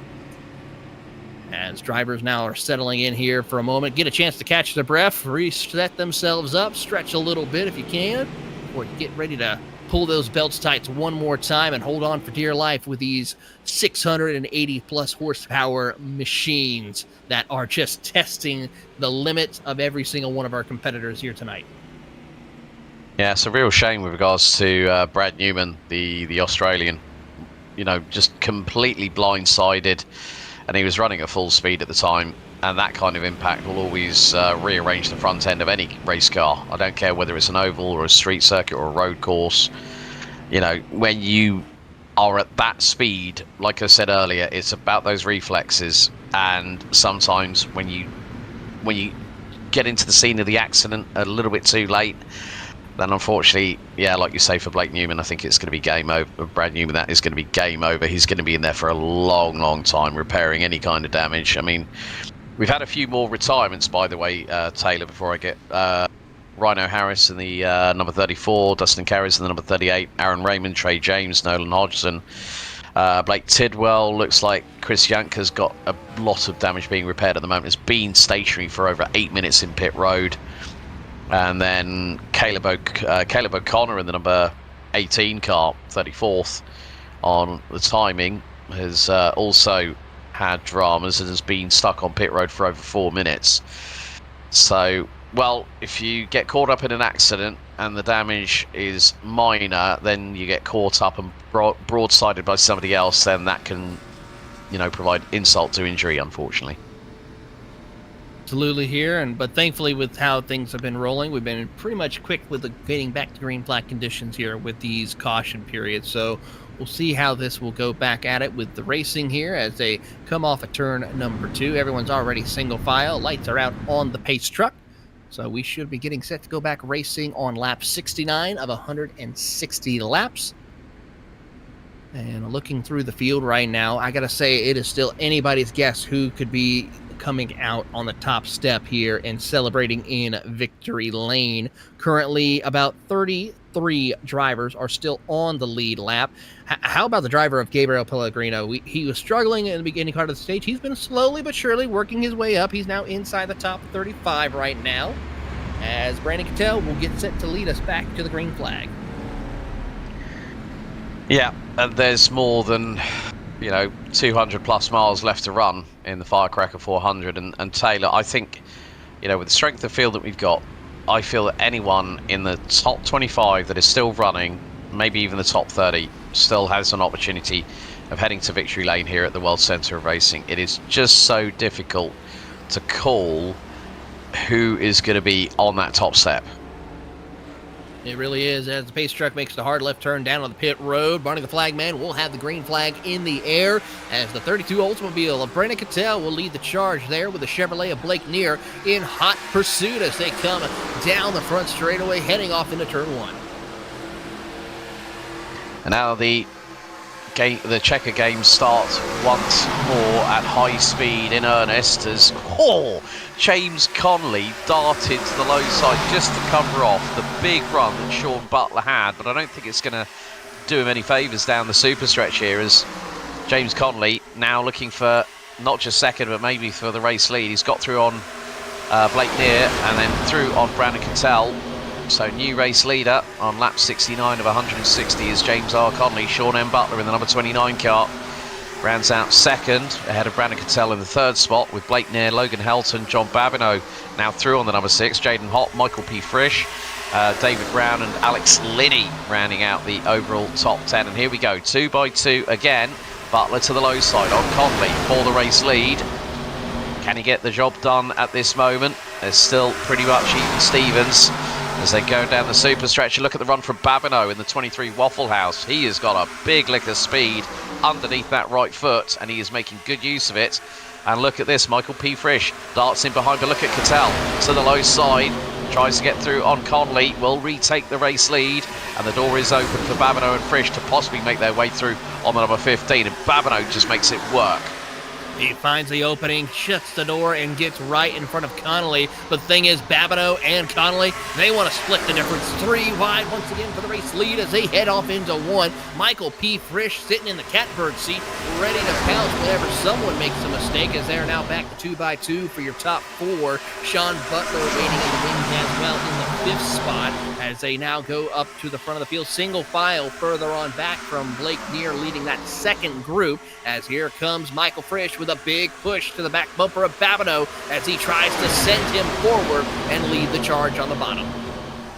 That's exactly the tactic that Michael P. Frisch would have wanted to have done, but look at Connolly. He's going to get the opportunity, the pendulum swing back in his favour. But look at this, Frisch and Cattell are running very close, so the top quartet running line astern. Butler not that far behind. He's going to pick up the slipstream very quickly from Cattell just in front, and look, Butler gets that draft, goes to the low side of Cattell. Can he get through on the number 32? No, Cattell has been really, really solid with moving from the high to the low side, coming out of corner exit, especially coming out of turn 2. And so the number 32 making it work. But here goes Connolly for the race lead. Frisch sees the door open as well. He's going to get the draft from Connolly. Connolly is going to try and put Babineau in a bit of a pinch. Here comes Frisch with the run. Can he look to maybe split the difference? Can he go to the low side here? Not quite, because Connolly puts his car right in front of the number 1 car. And again, look, Noah's Ark style, 2 by 2 for battling for the race lead. Look at this, Frisch trying to find that window on the inside of Connolly. Can't quite make it work. Probably feels that the mechanical grip is not there, along with the draft, and he's got Cattell to his outside. He certainly does, and Sean Butler kind of just now left by his lonesome, as how about Brandon Cattell dropping all the way to the bottom and finds his way to reclaim the race lead. I mean, he is pulling off some incredible moves all race long, and he is going to continue to do so as he kicks that Oldsmobile into overdrive, finds an extra gear, grabs it, and goes off into the distance. Yeah, but as soon as he gets that advantage, everyone else comes fighting back at him, as here comes Babineau once again to the low side. Babineau now retakes the race lead as we keep an eye on Thomas B. Reed in the number 2 car. Currently he's down into 16th position. And he's battling away with William Tyndall in the number 37 car. And then you've also got Brandon Sox, Octavio Rondoletto, Aaron Smith II, rounding out the overall top 20. So again, that chess game is happening up and down the field. There are battles everywhere you look here at Daytona for the Firecracker 400. What a race. What an absolute spectacular, cavalcade of cars that we've got, and they're still at it. Frisch to the low side of Babineau for the race lead. Can Conley make it through the open door that the number 1 is providing? He's going to try and give it a shot. Look at this, Cattell again. Cattell, I think, fears that Butler is his biggest competitor out of the other 3 that are just in front of them. This is the ultimate chess game at high speed, over 210 miles an hour. These guys are playing a big game of chicken right about now. Absolutely, but you know what? They are just being so precise with how they want to place their cars and get themselves ready to go. To the inside, John Babineau will try and reclaim the race lead. He will lead that lap, so add another lap onto his counter here as he comes down to the inside. You're right on board now with Sean Butler in that number 32 Ford Thunderbird, looking to try to pick up a couple of extra spots and lead his field up to the front of the field. And so far, he is side by side with Brandon Cattell, who is able to power move around the outside with help from the draft. And now he'll slide back to the outside lane, leaving Babineau all by his lonesome. Tuck back in the line and see if he could just get a little bit more of a trap, get that slingshot to find his way around. Yeah, it seems like Sean Butler's got that Ford Thunderbird absolutely cornering on rails. It's on the verge of being very, very loose on the back end, but he is making it work. And this is where precision driving at high speed is at its finest. About to go down the super stretch once again. And look at this, Babineau trying to make it 3 wide for the race lead. Down the super stretch they go. What can Butler make of this? What can Cattell make of this? And this time Cattell cannot do the cut across the front nose of Sean Butler, as all contact between Frisch and Babineau as they battle for the race lead. And Butler dives to the inside of Conley. And look at this, Butler's going to get the run. Cattell still there or thereabouts. So look at this, could we nearly be 4 wide across the stripe? We nearly were. And look at this, Frisch and Butler. And now Butler's getting an assist from Cattell. Cattell to the inside line, off of the yellow line at the bottom part of the oval. And look at this, Cattell trying to make that window work. Can he get through on Butler for the race lead? No, Conley back in front. And here goes, of all people, John Babineau to the low side of the 23 Roffelhaus entry. He's going to try and make it work. Is it going to be 3 wide for the race lead? Babineau to the front, just about, or nigh on. He was nearly nose to nose with Conley. Butler's trying to Butler's making it 3 wide. Frisch to the high side. This is, this is what you want at the front end of the field. Babineau to the low side of Butler. They are nearly trading paint. Frisch to the outside line. Cattell just biding his time. And look at this. Hughes, Lovendick. Then we've also got Helton, Jaden Hopp, Brandon Sox rounding out the overall top 10. David L. Brown and Alex Linney still rounding out the top 12. Octavio Rondoletto is in a bit of a hurt locker at the moment. He's all the way down in 21st. Yeah, he is really struggling right now, and he has just got to find a way. Hopefully he'll make his way up to the front of the field before this is all said and done. But meanwhile, we are seeing one heck of a fight up at the front of the field with your race leader. A couple of new faces coming up through the field. Ted Lowendick is now in the 6th position in that number 28. The big push coming from John Babineau to the back bumper of Michael P. Frisch to try and see if they can get up to the race lead here. As we watch Mitch Hughes also closing in. Jaden Hopp, David Brown also in the mix, as here comes Sock all the way down to the bottom. Yeah, this is far from over. We're halfway through lap 80 out of 160, half distance here at the Firecracker 400. What a This is a true, well, in the words of good old JR Jim Ross, this is a true slobber knocker right about now as Butler to the low side gets through on Connolly. So the number 29 Ford Thunderbird retakes the race lead. Still too tough to call, but these drivers are putting on one hell of a showcase here on this particular part of the year.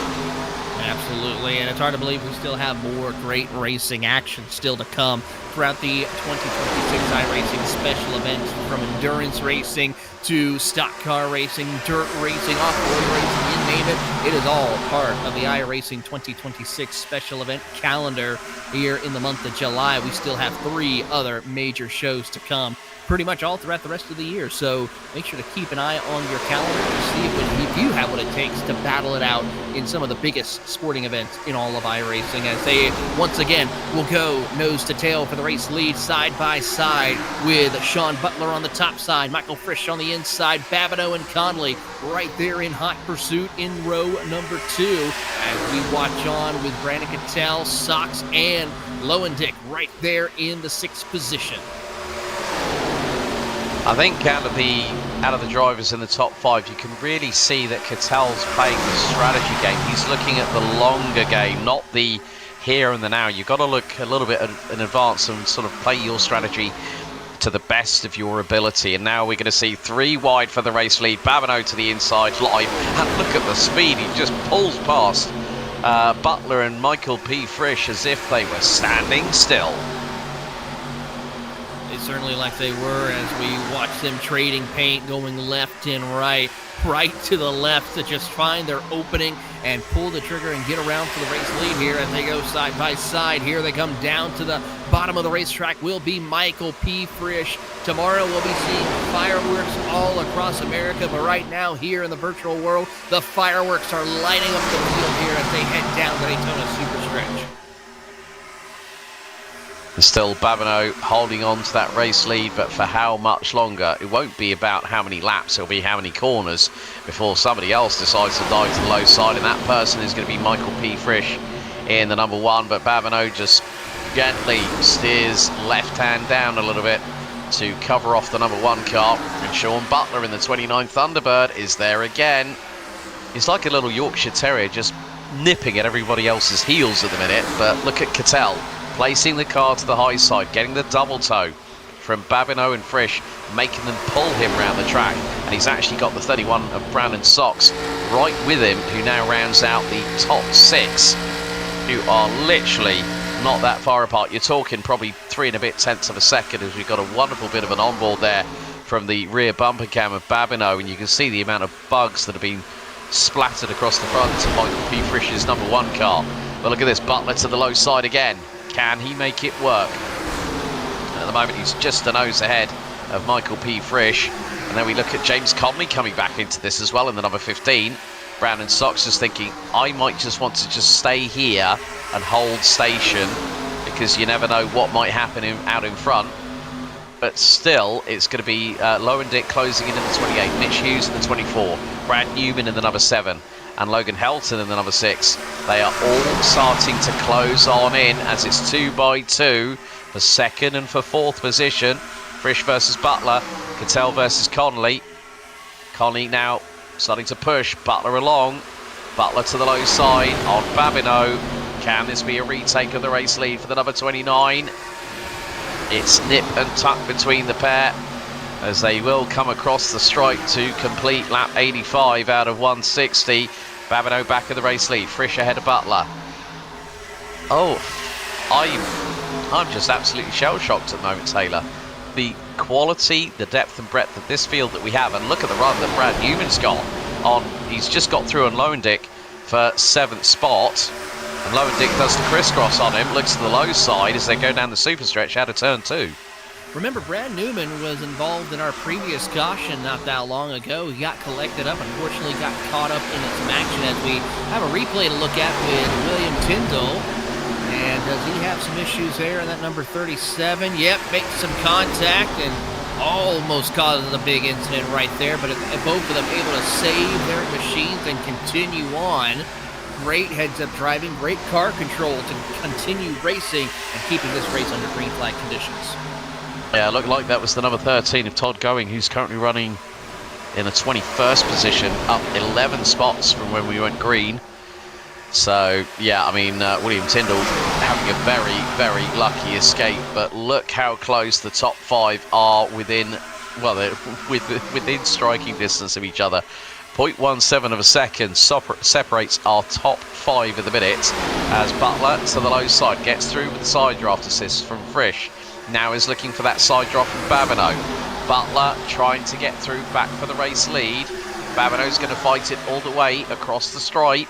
So we go into the tri-oval. There we go again. Once more, another lap completed. And it is nip and tuck. Top 3 covered by 0.07 of a second. Make that a 10th covering the top 4. So close action racing here happening all around the circuit as we watch these drivers continue to battle it out for the race lead here. And, you know, we're now crossing into some uncharted territory. We usually try and keep our tire stints and what we've been having just around 20, maybe a little under 20 laps racing distance for these competitors.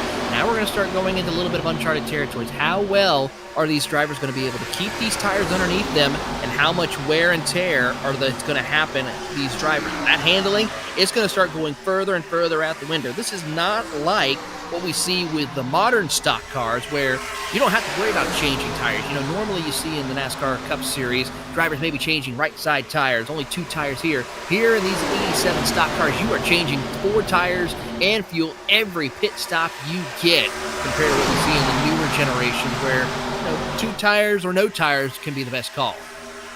Yeah, with the aerodynamics being very much next to nothing on these 87 Cup cars, that mechanical grip is what is going to dictate how the tyres will degrade over a stint. And to be honest, these drivers, now they're on to their 23rd lap of these tyres. So it will be the case that one driver is going to be the first one to pull the trigger and go, you know what, let me get a brand new set of stickered tyres so I can go out there and push like crazy, because now it's getting into, I wouldn't say a bit of a stalemate here, Taylor. It's still that chess game. It's like, how do you make it work? And if someone has set up their car, being an open setup race itself is to, you know, sometimes you need that little bit more extra longevity of when you can keep the tyres in that optimum operational window. As Butler now to the race lead, he's being pushed along by Cattell, who's having to go to the high side here. He got a little bit of a wiggle, did Cattell, in the number 32. The back end stepped out to the right. So Cattell lost a bit of momentum, and that's allowed Babineau to go back up into P3 and across the stripe as we hit 90 laps out of 160, 70 to go, and Babineau is now going to start pushing along Sean M. Butler.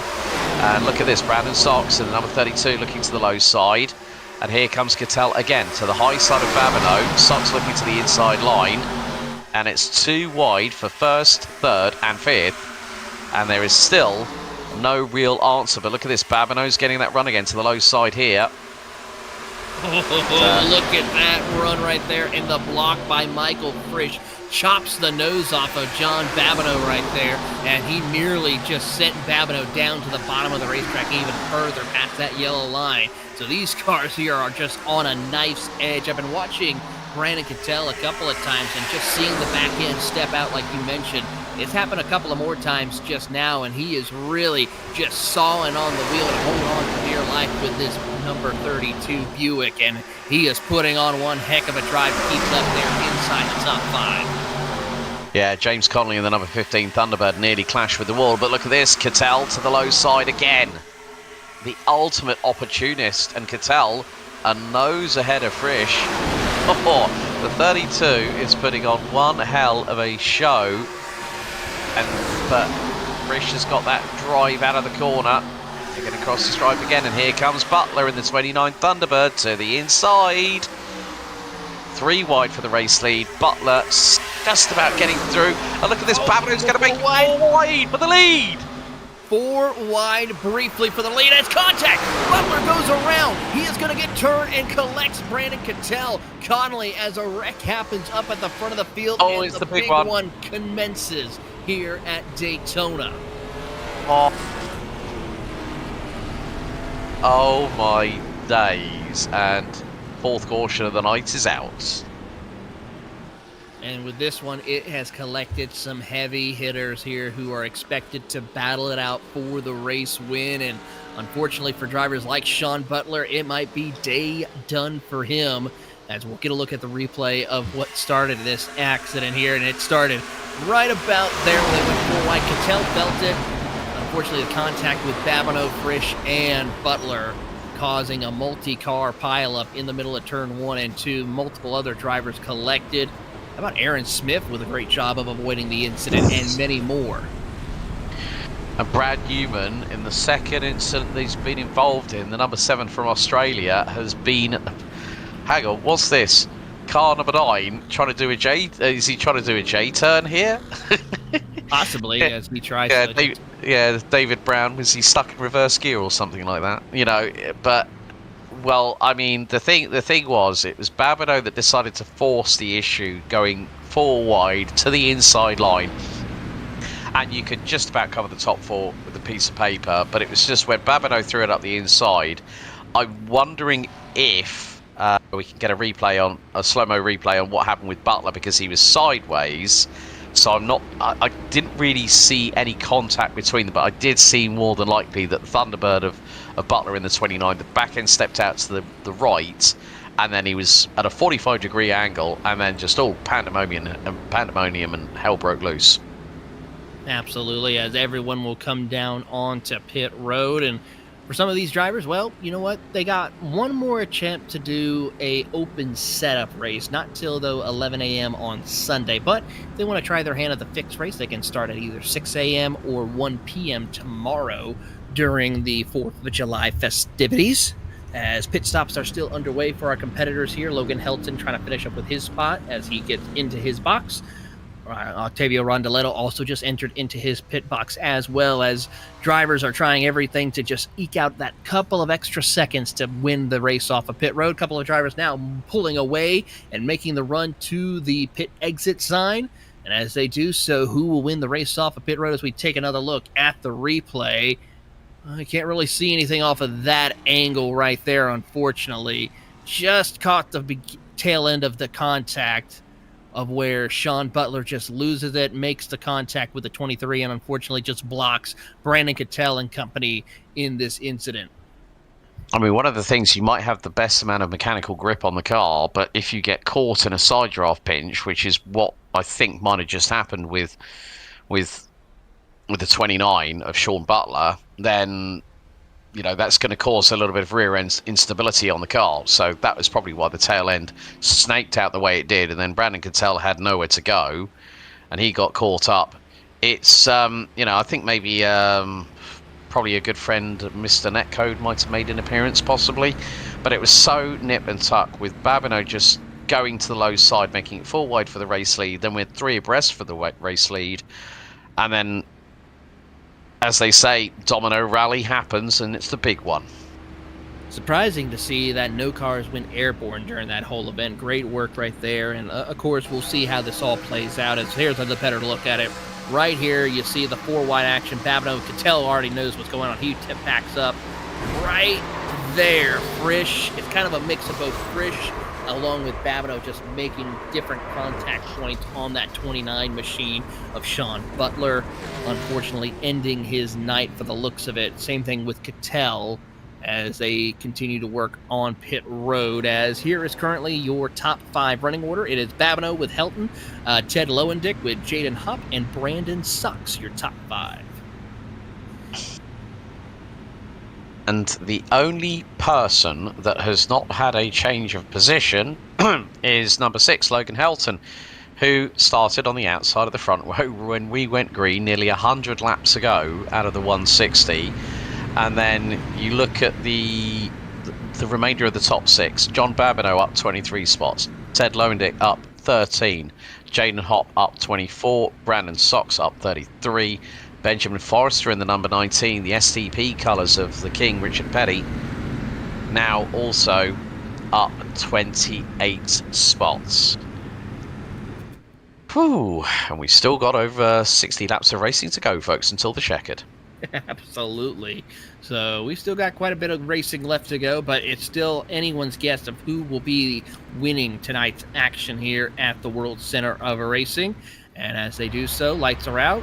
We got no drivers going to go and contest their way up to the front of the field as we're on board with the pace truck. As Babineau, Helton, and Lowendick will lead us to the green flag. It is a Chevrolet Monte Carlo, followed by an Oldsmobile.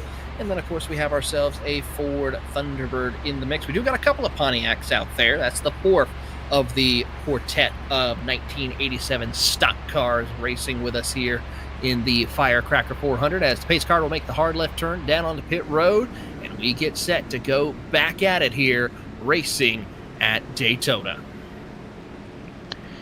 Yeah, and Babineau's got to time this restart perfectly to get the jump on everybody else, but that is not going to be easy by any stretch of the imagination as pace truck into pit road as we get set and ready for the next restart. Green flag is in the air. We're back under green flag conditions at the World Center of Racing here for the Firecracker 400 as Babineau leads from Helton, and they've started to pull away. Jaden Holt looking to the inside of Ted Lowendick with Brandon Sox closely following the number 4 car. They go down to the low side. Lowendick is being left out high and dry as Forster looks to the inside as well. Watching on through the field as we go back at it once again. 3-wide racing action as here comes Brandon Cox to the inside of Babineau. Jaden Hopp and Logan Helton will look their way around to lead the field with help from Benjamin Forrester as Babineau slides his way into a spot that shouldn't really work, but he makes it fit and works his way back into the third position as here comes some new faces up to the front of the field. How about Octavio Rondaletto moving back into the top 10? Yeah, running in the number 3 car. He's passed Aaron Smith the second in the number 5, so Rondaletto having a bit of a resurgence. At one point he was running all the way down at the bottom part of the top 20, and the man from Argentina up to what is now going to be P5. He's got through on Forster. He's going to get through on Babineau here down the super stretch. Rondaletto has got a big tear of speed right about now as he's getting into the slipstream of Jaden Hopp. And look at this, Brandon Sox being left to the high side. Here comes Rondaletto to the low side. He's going to look for P3. Can that side drop work for the Argentinian? He's going to try and thread the eye of the needle. Rondaletto up to P3. Now comes after Jaden Hopp. And look at the speed he's got. He's going to go and get as many cars as he possibly can. Now, this is the man that put it on pole. We are coming up to 100 laps of 160, and here we go. Rondaletto to the inside of Logan Helton. Rondaletto back to the front. From 99 laps ago, he was on the pole. He was down to P6 by the end of lap 1, and he now leads as again it's going to be 3 wide for P2. Here comes Brandon Sox as here goes Rondaletto to cover off the 31, stops him in his tracks. Big block right there by Rondaletto to get in front of Sox here, as here comes Alex Linney, one of your former front runners up at the front of the field here, trying to get his way back up here as Sox tries to squeeze his way into an opening on the bottom to get around Rondaletto for the race lead. He will have help from the 30 of Linney, and now we'll take control here with just a lap away as we hit 100 of the 160.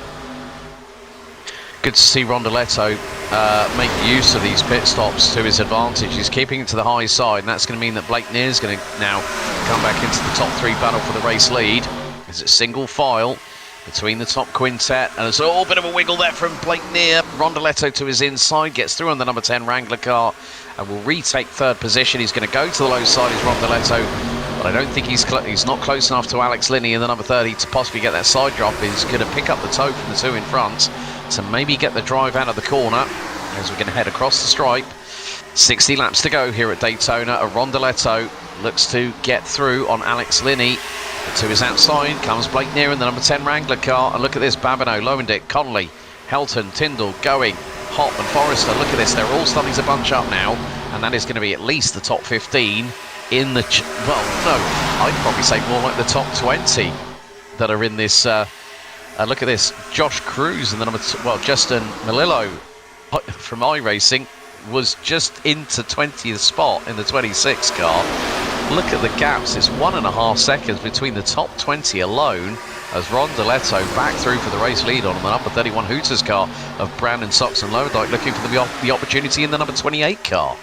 He's doing everything he can there with Ted as he tries to find his way through that Solopec machine we see running regularly in the Majors Championship, which usually also runs special events like these we see here. And he's doing on a stellar run as he tries to get that third position away from the driver of Alex Linney as the caution comes out once again for the 5th time of the night here, as we are now under 60 laps to go.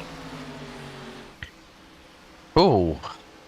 Well, again, Hayden Swank has just picked up a mechanical black flag in the number 14 car, running 18th. Vinicius Burin in the number 20 car has also picked up a mechanical black flag.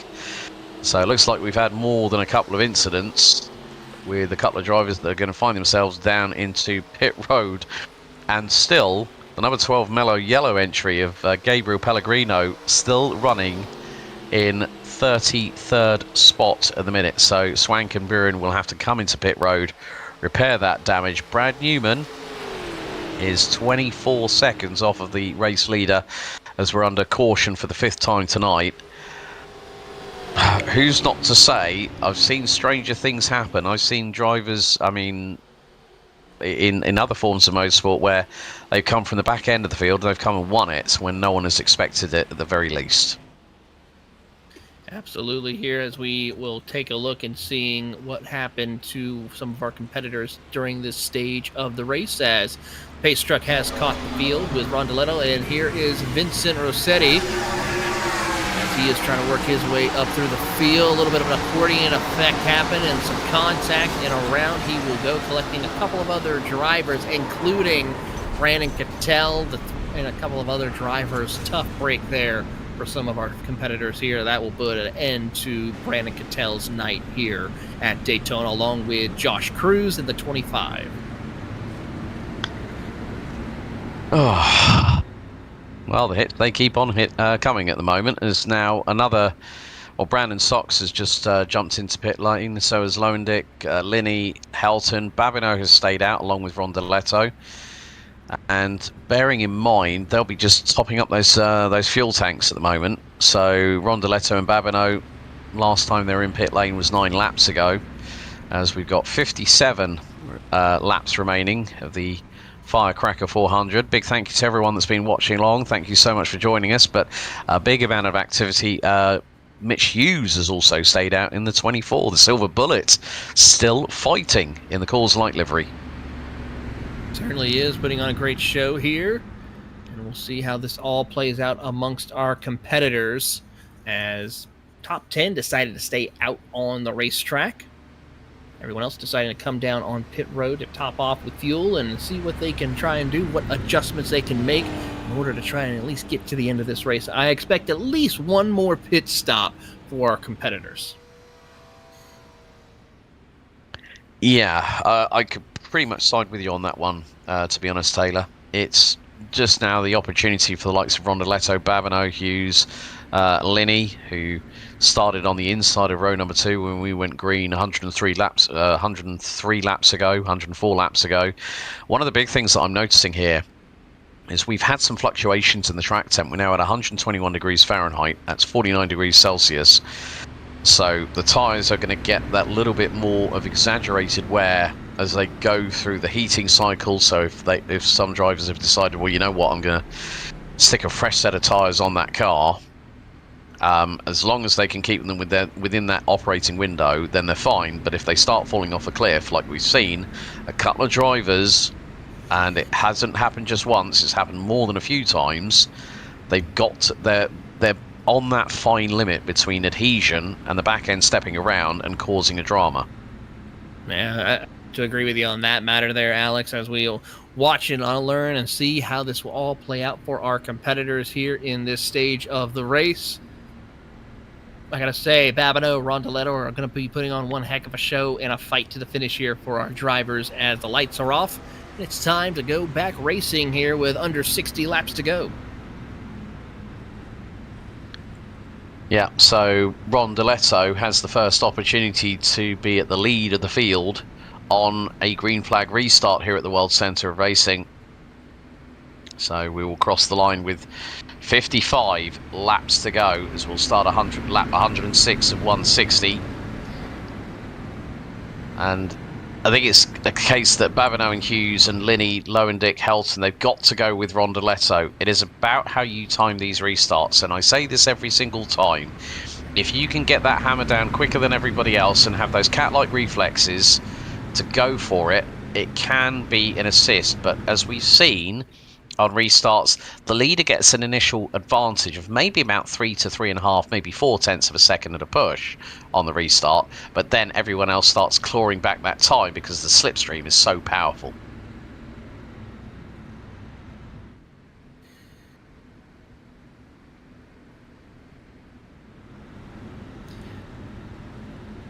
Everyone's single filed as we take a look from the aerial views of the World Center of Racing here at Daytona. Of course, these drivers here getting set to go racing once again as we take a look from high above. The infield packed with campers setting to watch the action here like it was back in 1987. There's a lot of difference that's changed from then to now, and we're going to see how it all plays out when NASCAR does return to Daytona later on this year in August to see how it all plays out under the lights here as the pace car will make the hard left turn down onto pit road. Octavio Rondoletto will lead us to the green flag.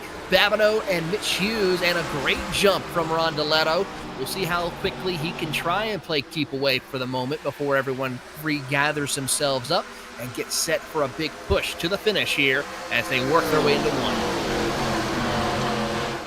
Yeah, it looks like that restart for Rondoletto's worked for him. He's got a lead of about 0.4 of a second, but Babineau's going to start clawing that back as they go down the super stretch, as we've got 55 laps to go. We're on lap 106 of 160, and look, that super stretch down into from turn 2 to turn 3 is where you can really claw back some time, and Babineau already, as we go into the midpoint here at turns 3 and 4, he's going to the high side of the Argentinian. Rondoletto is going to just keep it where he needs to. Babineau back for the race lead. There's 54 to go, and Rondoletto staying on his rear bumper. But look, Linney, Hughes, Helton, Smith the second, Near, Range, Forrester and Lowendick ran out the top 10, and Linney now through on Rondoletto. Rondoletto on that high side is a little bit of a sitting duck at the moment, but with 54 to go, as Vincent Rossetti in the number 39 dives into pit lane. And look who's coming into this. Forrester is making it 3 wide at the back part of the top 10. He's got through on Range and Lowendick, as here goes Linney for the race lead on Babineau. So the number 30 back to the race lead here with 54, make that nearly 53 to go. But look at the side draft out of the corner. Babineau's got the race lead back in his pocket again. But for how much longer as they go through across the stripe? 53 to go. Babineau leads from Linney, Hughes, Rondoletto and Helton running at the top 5. Your top 10 is lined up 2 by 2, Noah's Ark style, as they work their way through the middle of the corner here. As the calm before the storm, Logan Helton trying to find his way through. Blake Neer also in that third lane with help from the 19 of Benjamin Forrester. How about Aaron Smith II? Remember him? He was outside the top 20 for most of the race. He has now found his way back into the top 10 as here comes Brandon Sox making it 3 wide for a top 5 run. Yeah, we're getting so close to having more 3 wide exchanges. As it's Babineau a nose ahead of Linney. Here comes Brandon Sox in the 31 machine. This is getting so close. Sox was looking for a move on the inside of Linney at that particular point, but he can't get the job done. He's got Babineau to his outside, but here's the door opening for Brandon Sox in the number 31 Hooters machine. He's going to get a nose ahead, coming down out of turn number 2 as they go down the super stretch once again. And here comes Forrester. Forrester in the STP machine nearly looked to the low side, and the door was quickly closed by Brandon Sox, who's got that side draft now off of Linney. Sox back to the race lead. Babineau's looking to the low side again, trying to cover off Forrester. Blake Neer is to the outside of the number 10 Wrangler car.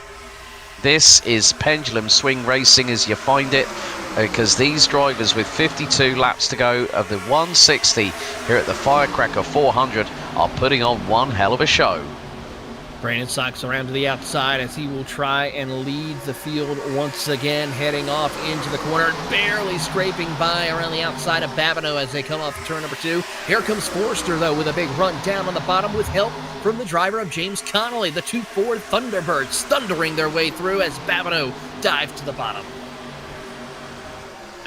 And Brandon Sox, well, where did he pick up that side draft from? Because he just got round the outside of Babineau. Forrester is there. Conley to the inside of Forrester now. Down to the low side as they cross the stripe. We're nearly at that, well, 50 to go now. That is going to be a very competitive 75 miles of racing left to go. And look at this, Conley makes it 3 wide for the race lead, gets through underneath Babineau, and Babineau nearly has contact with Brandon Sox, who's still to the outside line. And look at this, well, Conley has now got so many drivers closing in on him, including the number 20, the number 30 of Alex Linney, who's now shuffled all the way down to 9th spot, make that 10th because Logan Helter's got to the outside of him.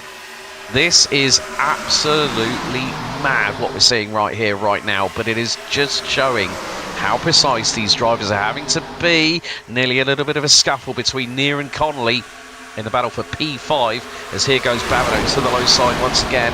He's got through on Forrester. Forrester has a little bit of a wobble on the back axle of the number 19 Ford Thunderbird STP car. Brandon Sox has got a lead of about 1/10.5 of a second as we go down out of turn 2, down the super stretch once again. This is what you want to see. 49 to go, make that 48 after this lap. Babineau through for the race lead once again, but look at Brandon Sox, that high side, he gets the side draft assist from Babineau. Babineau powerless until they get out of turn number 2. And turn number 3 or 4, sorry, through the triover once again. Brandon Sox to the race lead, Conley to the outside of Babineau. Blake Neer is there. Neer is going to go down to the low side. Can he make it 3 wide for the second position? He's going to give it a try here in the number 10 Wrangler entry. And it's sort of a... And look at this, Conley down in front of Babineau, and Neer covers them off and stays in the slipstream of Brandon Sox as we're out of turn 2, down the super stretch.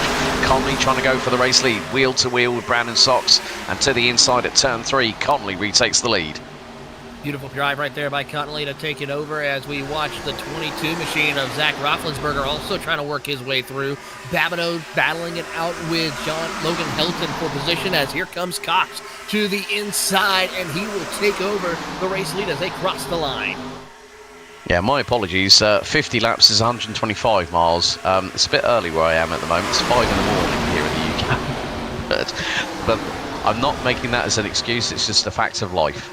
I hear you. As we are now cresting over to the 12 a.m. mark as trouble right out on the back straightaway. Multiple cars get collected. Do we get a caution? Yes, we do, as the 19 and many more get collected. Logan Helton also spun around on the back straightaway, and that is going to bring out our 5th caution of the night. Zane Bailey also in this incident as he will cut through the infield to try and catch up to the field, as here we go back up to the front where Conley and Sox will get back behind the pace truck.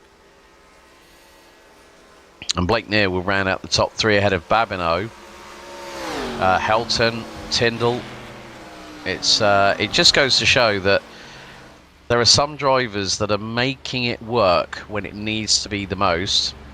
And yeah, Octavio Rondeletto at one point on the previous caution was leading. He's now down to 15th. That is how quickly the pendulum can swing. But now with the field, with the field now condensing again, it's going to just concertina everyone together and give everyone a chance to hit the reset button, a chance to breathe, calm down, wait, and then once that adrenaline kicks in, when the pace truck lights go out, then it's a case of, okay, hammer down, top gear, off you go, see what happens.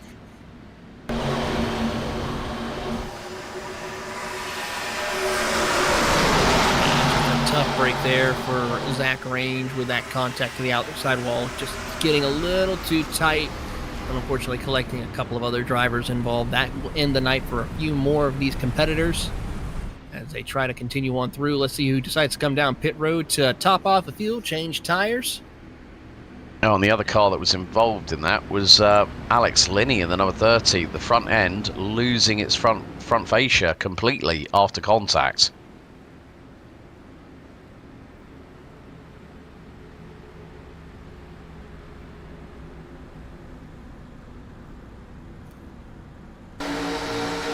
Here we go, another look at Zach Rainchip, just scraping the outside wall. Unfortunately, hits car with the contact of the number 9 machine. How about the 24 of Mitch just skating on by of Mitch Hughes, and then Lenny, unfortunately, getting caught up, had nowhere to go. Aaron Smith and company snaking their way through, including the 13 machine as well. But the Filter Time Chevrolet definitely not having a good time at the moment.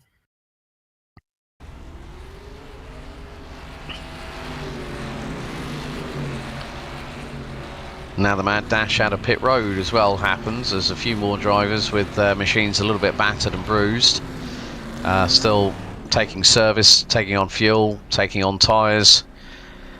And I think, yeah, this could be the penultimate pit stop phase, depending on how many, if we do get any more cautions tonight here, Taylor. But Benjamin Forrester is the one that leads the way coming out of pit road, and he's up from 34th position now in the STP. Number 19 leads us back on the run out of pit road, the race out of pit road, so to speak, with Conley, Babineau in P3, William Tyndall in 4th, out of the number 31 of Brandon Sox, with Jaden Hott, Blake Neer, Zach Roethlisberger back up into the top 10 for the first time in a little bit of a while, ahead of Mitch Hughes and Aaron Smith the second in the number 5, rounding out your top 10. Of course, for these drivers here, it's all a matter of just a few more times left to go for these competitors. At least 2 more stops can guarantee them that they can have fresh tires before we see how this all plays out. But Forrester will come around. Let's see if he comes down pit road to top off or anything like that, as we should get the 1 to go this time by. Yeah, it's going to be that case of, with 45 laps to go, and the track temp is going up again. Still 123 degrees Fahrenheit, air temp 82 Fahrenheit at the moment. Still mostly cloudy up above, as we see a few more cars make their way out of pit lane, including the Filter Time Chevrolet that we just saw involved in that incident involving Alex Linney in the number 30 car. But lights are out off of the pace truck, I believe. Yes, they are. So we'll be going back to green very shortly.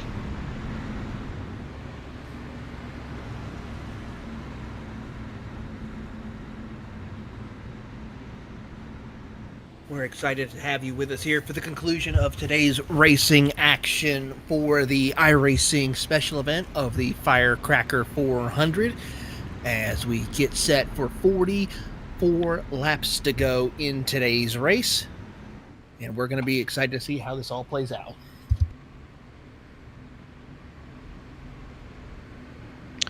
So the field makes its way down the super stretch as we see a replay with Dalton Hayes in the number 33. And, well, that was definitely a good bit of an avoidance from Dalton, keeping out of harm's way, as we see the very forlorn number 9 car, which had front and rear end damage. David L. Brown in the number 9 car, who actually started in 26th position when we went green 116 laps ago. Going to see possibly a big save from Todd Going in the number 13. So let's just see. So the accident happens in front of him, and he just went hammer down and just drifted the car a little bit to the left, and then goes to the grass, and then whoa, the car snaps on the back end in terms of traction, and he manages to take the de facto infield joker lap, does Todd Going, but manages to make a massive save in the number 13 car. Well held. And as we go back to green flag racing here, Forrester will lead us here into turn number 1 as drivers try to jockey for position. Connolly and Babineau in hot pursuit, and then here comes the 39 machine, who's one of the lap cars trying to get back on the lead lap. Has a little bit of work to do, as here comes driver Brandon Sox, as they will try to make short work of the lap car and almost go full wide down the back straightaway for the race lead. Yeah, Babineau retakes the race lead, so Benjamin Forrester not getting the best possible run on that restart, and he's now dropped down to 6th position, possibly make that now 7th with Roethlisberger in the number 22 car getting through for the 6th spot. And then there's Aaron Smith, the 2nd, who also gets through. Tyndall's not that far behind. No way to say who's going to win this race with 42 to go. Make that 41 after this lap. As Brandon Sox in the 31 now hits the front. Jaden Hopp looking to the low side of John Babineau in the number 23. Gets through for the 2nd spot and is going to take the tow from Brandon Sox as he goes wheels to wheel the 23 Waffle House machine into turn 3. We haven't seen Jaden Hopp be at the sharp end of the field, not even having taken the race lead, but I think this might be the highest position he's gathered all night so far. He's up to P2, but again, it's wheel to wheel between 2nd and 3rd position. To the low side is Hopp, to the high side is Babineau. Brandon Sox is holding on for dear life at the moment for the race lead. As once again, these drivers absolutely flat chat, full throttle. Babineau to the high side of Brandon Sox. And here comes Jaden Hopp. Can he get the run here? Can he make it 3 wide for the race lead? He's bump drafting Brandon Sox down the super stretch. He's going to possibly see if there's a window of opportunity. No, not quite, because Brandon Sox parks the car on the low side. Babineau to the high side of Hopp. Holds on to 2nd for the meantime. And they are dropping Blake Neer, who's about half a second or so. As Babineau back to the race lead to the low side of Brandon Sox. And here comes the run from Jaden Hopp in the number 4 car. Good run for the race lead here as they try to just separate themselves from the rest of the field. It seems to be working in their favor right now as Jaden Hopp and Babineau with Brandon Sox are just continuing to stretch out the race lead for the time being. Blake Neer and Aaron Smith are doing everything they can to close the gap, but so far to no avail as everyone else further on back is jockeying for positions. Top 27, well, look at this, top 26.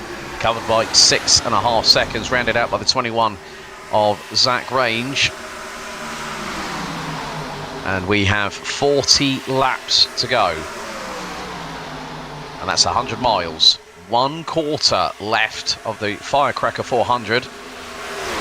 And still the top 3, they've broken away big time because Aaron Smith the 2nd and the number 5 bright yellow machine is 7/6 back or so. And look at this, Babineau and Sox, they're trying to break the toe for Jaden Hopp. And Jaden Hopp is about 3/10 behind P2 at the moment. So this is where we're starting to see, as you rightly said, Taylor, we would see some spread out between some of the field, but I wouldn't have expected that the top 3 would start making a big run for it with this late stage of the race still to go. Well, this is one of the important things. You know, we see it in all forms of racing, I would have to say. When you start battling with each other, you're losing time on the competitors behind you. That allows them to close the gap up and really make a charge to gain up on your positioning compared to if these drivers that we're seeing up towards the front of the field who are not battling, they're trying to separate themselves, pull away, work together, and it's working in the favor for drivers such as Babineau and Sox. Hopp starting to fall under pressure from Aaron Lewis because he's now got a great help from the draft with help from Ted Lowendick and James Connolly, and they're slowly going to catch up to Jaden Hopp. But if Howe is working right now, if they keep playing this card, not battling with Babineau and Sox, they could just make it a 2-horse race. Well, we did see that save from Todd Going in the number 13 a little bit earlier on. Well, he is now up into 7th position, and he's closing in on James Conley for 6th position, and he's looking to the inside now. This could be an opportunity for Todd Going to get himself into the top 6, which he has just achieved, but not by much, as Conley's going to get the side draft around the outside of him. And here comes Roethlisberger in the number 22. He gets through on Going. He now drops down to the 8th spot, but again, Going gets that side draft once more on the 22. He's ahead by a nose, but this is going to be very much the case of Babineau's holding on to the race lead. Here comes Lowendick to the inside of Jaden Hopp. This is for 3rd on the road, and he's going to get ahead, but not by much as they go through. and still at this high speed, this is going to be crucial. So Lowendick now up into the 3rd spot in the number 28 car. He's going to try and pull along those behind him, because what Lowendick will want is that he'll want strength in numbers. Of course, they're all battling for victory lane, but if you can indirectly bring your opposition along with you for the ride, it means that you've got more opportunity to position your car in the right place, right time. 36 laps to go, and still it is very much undecided. But Babineau has been, I think he's probably the person that has been the most surprising in many respects, because he was the one that made it 4 wide for the race lead. He's been there at the sharp end for the majority of this race, and bearing in mind he started on the outside of the 12th row, about halfway through the field in the mid-pack, and he's at the sharp end. They're doing a great job of that right now as they work their way through, and everyone's now starting to compress back together again for this final push. And now we see Jaden Hopp working with Ted Lowendick. How about Blake Neer now trying to fight his way back up through? He'll tuck to the inside with help from Aaron Smith as they make a charge for the run to the top 5.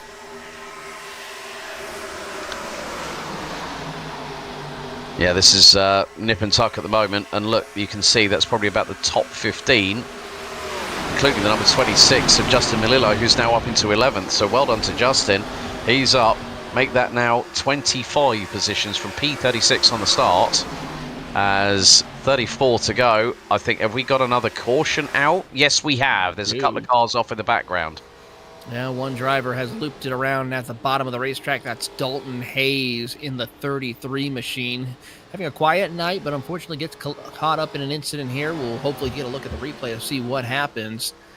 And now we are closing in on a tight fight for the finish here with 34 laps to go. Let's see what happens to Dalton Hayes. And heading into turn 1 and 2. Car gets a little bit tight, then loose. Contact, and around he goes into the outside wall. One other driver also gets collected up in it, and that will be a day done possibly for Dalton Hayes. Yeah, it looks like the left front has picked up some damage for Dalton Hayes there, Taylor. So yeah, it's a real shame for him, as the iRacing pace truck will collect our race leader with 33 to go. John Babineau in the number 23 has put on one hell of a performance, but you cannot count out the likes of Sox, Lowendick, Hopp, Smith II. Near has been either near or far, depending on what stage of the race he's been competing in. Roethlisberger, Conley, Going, Helton, Melillo and Hughes, they ran at the overall top 10. We have a look on the onboard from Nathan Barrows, and he ends up, as a result of that incident, getting a little bit of a hip check. But manages to gather up the number 11.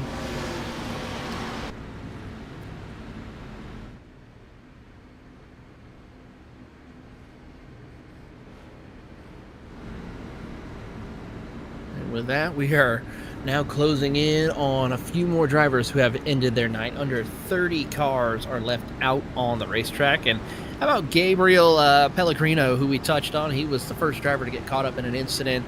He's now back inside the top 30 now. He is 5 laps down, but he is the first car to be 1 lap down or more.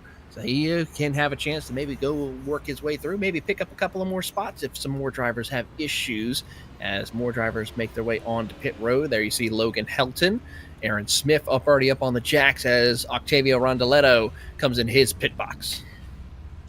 Oh, and he misses it and has to reverse back in. So good slam on the brakes, throwing the anchors out the back of the number 3 car. So, yeah.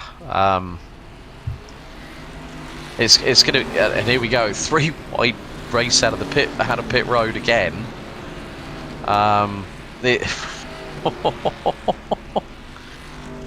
Oh, but it looks like, well, it might be the fact that, well, Zach Range is showing in the pits now, is in there, and he's, oh, now I'm wondering if Zach Range has picked up some kind of possible pit lane speeding infraction, because his pit stop is well over 40 plus seconds.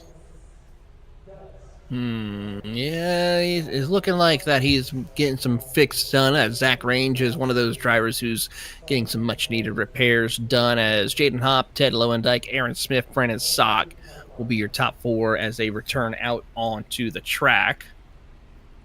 We'll see how else this will play for our competitors here as they continue to get themselves lined up. We should be going back green flag racing with 30 laps to go.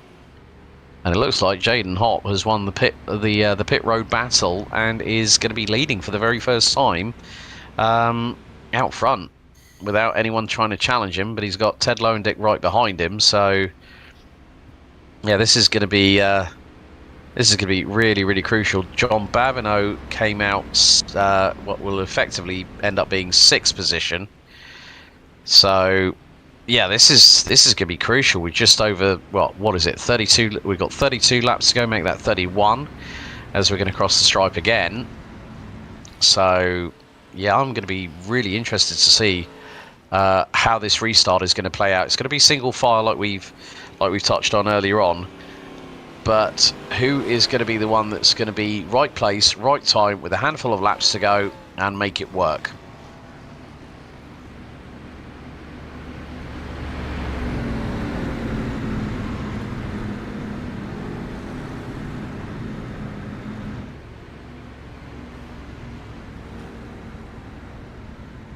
Field now getting themselves ready to go back at it once again. Hopp, Lowendick, Smith, Sox, and Roethlisberger right there ready to go, racing once again for the final time, hopefully for here in caution conditions. Hopefully we can make it to the finish here in these next 30 laps.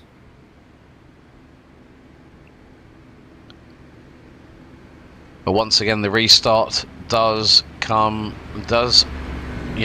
is crucial to that restart, and we've seen that time and time again, that if you do get the initial run, you've got to break that toe, I think probably by having at least 0.6 of a second of an advantage. But we've seen it, Rondeletto has tried to break the toe, got 0.4 ahead of John Babineau before Babineau started closing on in, and closed in very, very quickly, within half a lap here at Daytona. So it is not easy to get that perfect restart, and no restart is perfect. Every driver will be thinking, okay, well, what are my tyres looking like? How is my fuel level looking? It's going to be crucial now with a lot of drivers. I mean, I'm seeing now that Zach Roethlisberger has come into pit road 9 times. Nathan Barrows and Josh Cruz have come in for 10 stops altogether over the course of the race so far. But pace truck into pit road, we're ready to go back to green. Green flag is back out in the air as Jaden Hopp gets a good hop and skip and a jump away from the top of the group here. But let's see how quickly Ted Lowendick will close the gap, as here comes Brandon Sox, not taking no for an answer. He will go 3 wide with the lap car down through the middle and now dives to the bottom to take the race lead away from Jaden Hopp. He's got help from Aaron Smith too as they head down the Daytona Superstretch. More drivers zigging and zagging their way around the circuit, screaming eagle as they head down into turns 3 and 4. Oh, look at that run that Logan Helton just got, and he got blocked by Brandon Sox. It was the number 39, Vincent Rossetti, I think, that was the car that was the lap vehicle. But here we go. It's all kicking off again. 30 to go here at Daytona. And this is going to be crucial. These next 30 laps will decide who will be the winner of the 2026 Firecracker 400 here at the World Centre of Racing. It is Jaden Hopp who's leading the field, and he's gone to the high side, but Brandon Sox is going to try and get that slipstream out of turn 2, down the super stretch once again. 3 wide nearly at the bottom part of the top 10, but Mozart still a little bit further in front. Here comes Logan Helton to the inside of the number 5, takes 3rd away from Aaron Smith the 2nd. He's got Todd going in the number 13, who's decided to go to the high side to cover off Ted Lowendick. And then Michael P. Frisch is back into it. The number 1 car, now running 6th, is hoping for his opportunity as they come down through in towards the stripe once again. This is getting so close into turn 1, into turn 2. And Aaron Smith the 2nd to the inside of Todd Going, who's now up into 3rd position, up 29 positions so far. And that is going to be Aaron Smith the 2nd, who's lost a lot of real estate.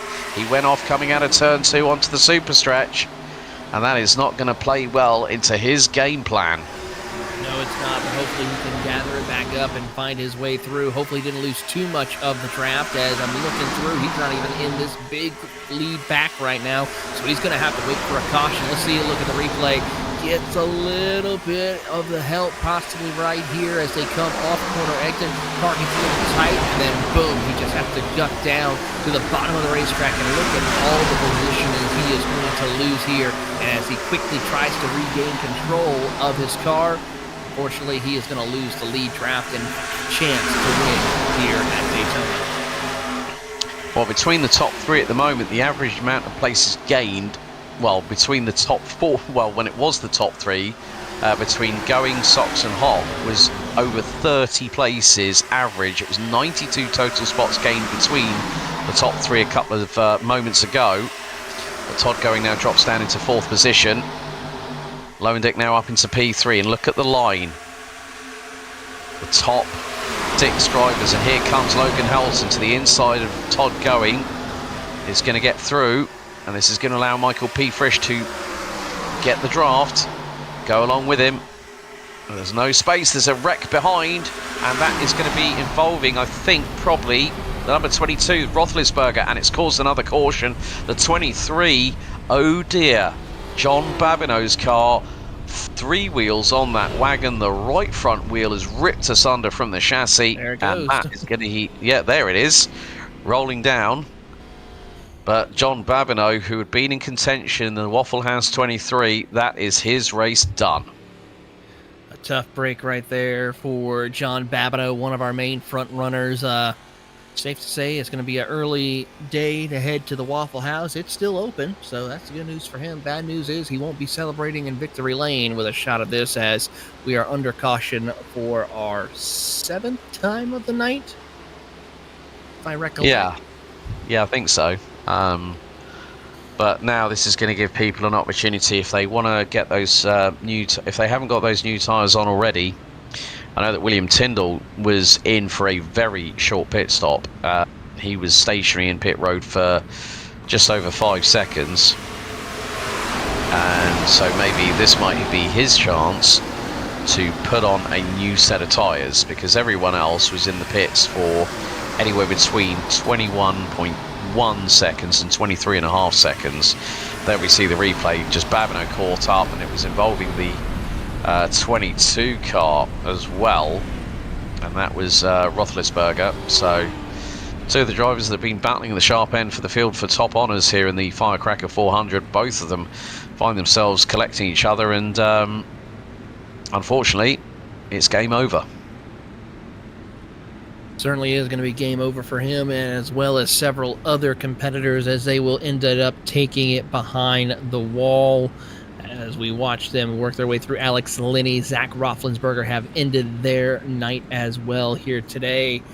For the drivers of Gabriele Pellegrino and Vincent Rossetti, they're going to try and pick up a couple more laps here as they work their way through. Logan Helton on pit road along with James Connolly and company, as Babineau is doing everything he can to try to fix his car, but I think it's safe to say day done. Blake Neer also working on his machine. Aaron Smith got a lucky break even after his issue, has found a way to find his way back up into the front field and into the mix for a chance of winning here at Daytona. And still, the tension is so palpable you can cut it with a hot knife through ice cold butter right about now with 24 laps to go here. It's still, I mean, I have to say that Jaden Hopp and Brandon Sox, Ted Lowendick, Benjamin Forrester in the number 19 STP machine is there. William Tyndall in the 37 Axalta machine is also there in the top 5, and Justin Milillo, well, welcome to the top 10. He's in P6 now in the 26 car. He's ahead of Brad Newman, who has been keeping himself in contention, as we're going to see an onboard with Gabriele Pellegrino, and this is him trying to avoid all the madness that was happening in front of him. Takes the grass. Oh, talk about get out of jail free card there for the number 12 Mellow Yellow entry. Absolutely, and he is going to continue on with his run here and try to see if he can break a couple of more spots. He might have a shot to maybe, depending on how things go, break into the top 25 before this is all said and done. Yeah, I think you might be right there. Currently sitting 28th according to our live timing and scoring screens that we see at the moment. But what a crazy race it's been so far. But still, it has been one to not forget for a very long time indeed before it all happens again next year. Absolutely, and we hope to see some exciting more events, some new ideas for the 2027 special event calendar. If I will say, we've been running the 1987 stock cars here for the Firecracker 400.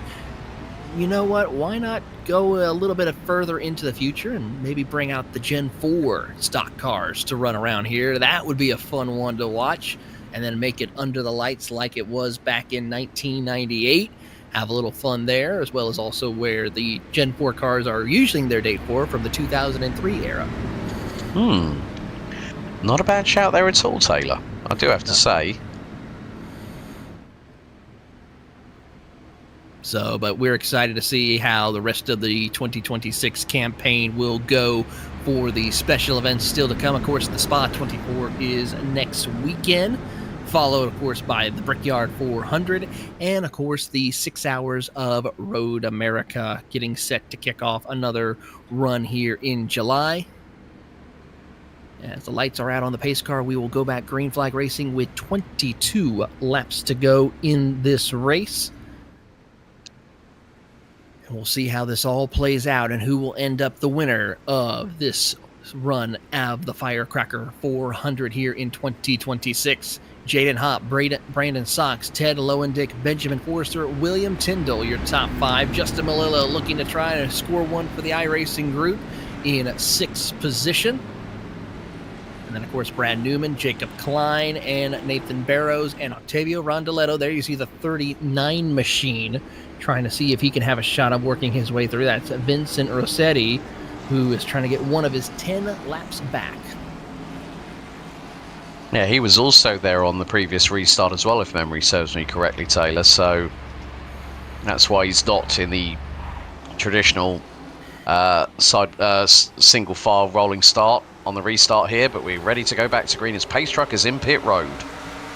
Green flag is back out, and Jaden Hopp gets a good jump on the field, but how long can he do it? It's trouble in the back half of the field. One driver has some issues, and already the caution is back out with another big one collecting Logan Helton and many more here as the pace car quickly tries to catch up to the front of the field. The Forrester machine of the 19.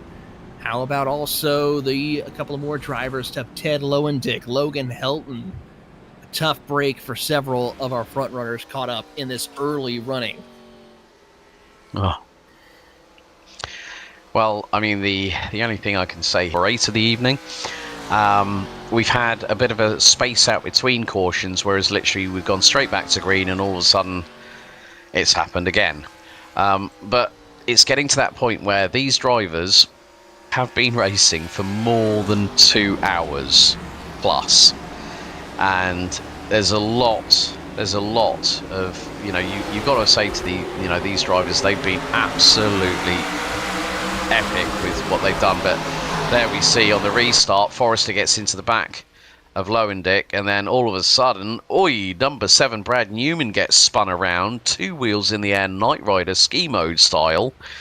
And then there's cars in avoidance, including the Ford Thunderbird with the City Chevrolet livery on it. And yeah, then in comes the pace truck. Oh, was that, though? That will change the outlook of some of our drivers who we thought might have a shot to recover and possibly end the night of some of the other competitors as they now have to find a way to see if they can continue on or if this is the end for them. So close to the finish. That's the tough heartbreak right there for some of them, is just how close they are to the finish and get collected. Incident right there. Our second one up towards the front of the field, mind you. Yeah, but as they say, to finish first you must finish. And at the moment, Jaden Hopp is keeping his nose clean, and that's going to be quite crucial to the next restart because we don't have that long left for this race to go. 20 laps remaining. It's going to be 19 when we cross the line next time, as the lights are still on the iRacing pace truck here at the World Centre of Racing. when you think about it, you look at who's made it through. Looks like Brad Newman did pick up damage and has ended up in the pit lane again. So, tough break for the number 7 from Australia there. I mean, once again, another incident, one of which not hit of his own making. He just got caught up in the crossfire. That just goes to show how tough the brakes are.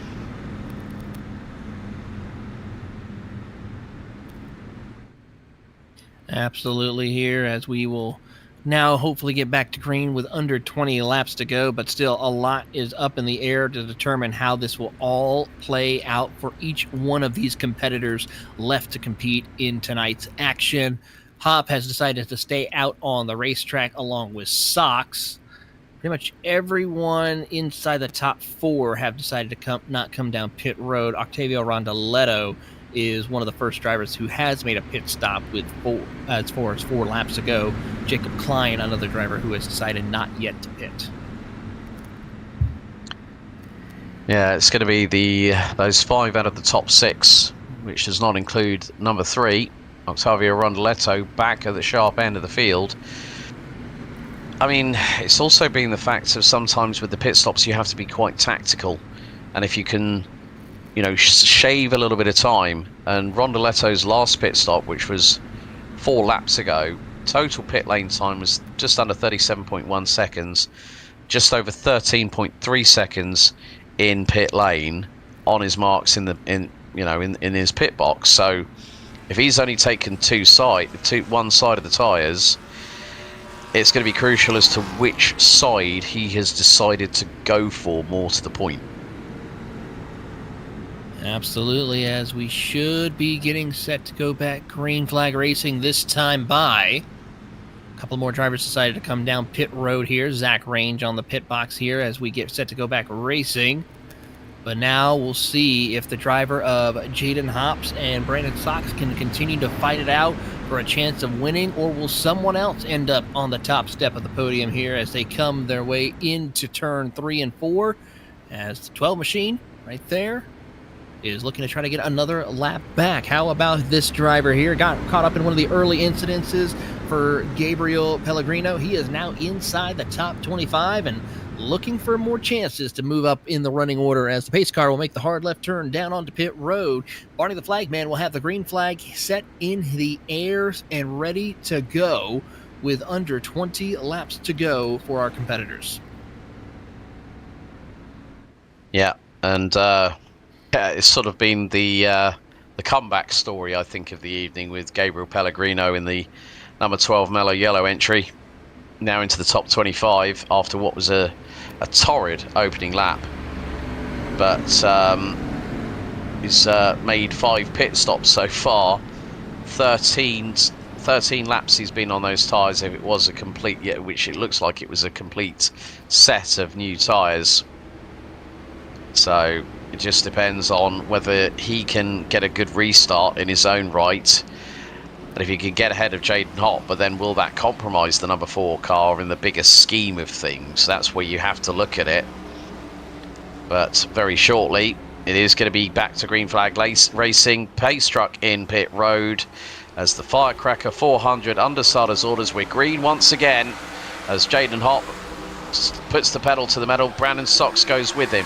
William Tyndall gets the side draft with Justin Milillo and Octavio Rondaletto rounding out the top 5. And look at this, Tyndall to the low side. Sox covers him off with a perfect block.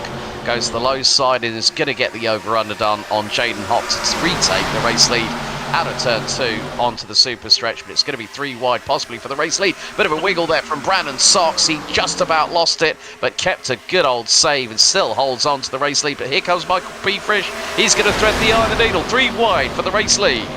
3 wide, and now Michael P. Frisch will take over the top spot here. Here comes James Connolly as well. He is looking to try to split the difference. He'll go 3 wide as they come across through the tri-oval with help from William Tyndall as they come across the line. How about Mitch Hughes and Blake Neer? All of them. You could throw a blanket over all of them and don't know who will come out on the top step here as they go 3 wide for second.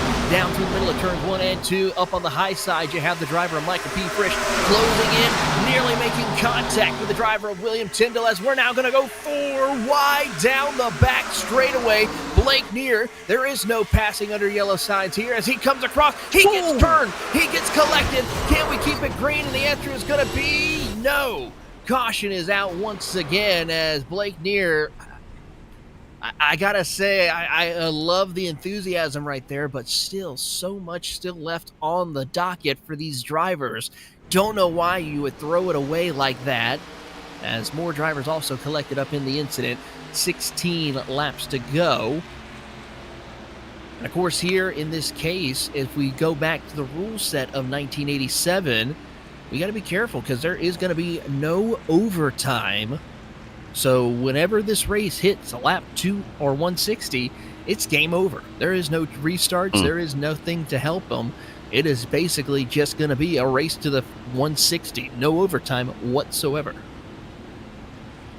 Yeah, and I mean the thing was, it was just the run that Brown and Sox I think got on the number 10 car. We're going to have a look at the replay here. So it's 4 wide. So you got Blake Neer to the low side. There's going to be a touch. There we go. And it's the touch from Brandon Sox that catapults Blake Neer into the 37 of Tyndall. And then the 24 Silver Bullet once again, Mitch Hughes in the Coors Light entry. And then it causes havoc behind, which also includes Gabriel Pellegrino, who has dodged a bullet and has not got a mechanical black flag, but there's cars spinning left, right, and centre. The big one strikes again here at Daytona as we have 16, make that 15 to go when we cross the stripe next time. I think you're completely right in what you said, Taylor. At this late, it's like bottom of the 9th, bases loaded, 2 strikes, and you've got to hit a homer into left field. It's about now making that decision, as we're going to see a lot of, bit of mental games going on there, because Conley and Fritsch went to go down pit road. They decided, no, got to turn right hand down and look at the right front of Mitch Hughes' car. That has seen better days. Absolutely, it has certainly seen better days, as we will see who will be some of these drivers who will make repairs, who will continue on with the race, as Connolly, Frisch, Ron Deletto, and Thomas Reed will stay out on the racetrack, including Justin Malillo, James Seco, Logan Helton, Nathan Barrows, some of the other competitors who decided to stay out, Zach Range along with him as well. Yeah, and that is a real shame to see the likes of the number 10 car, having that touch from behind. And you've got to feel for some of these drivers where, like Blake Neer, who has been running so consistently at the front end of the field. But again, it just comes to 2 sentences: right place, right time. And in that case, unfortunately for Blake, for Neer, he was in the wrong place, wrong time, got hit from behind, turns him into 2 other cars, and then causes a chain reaction.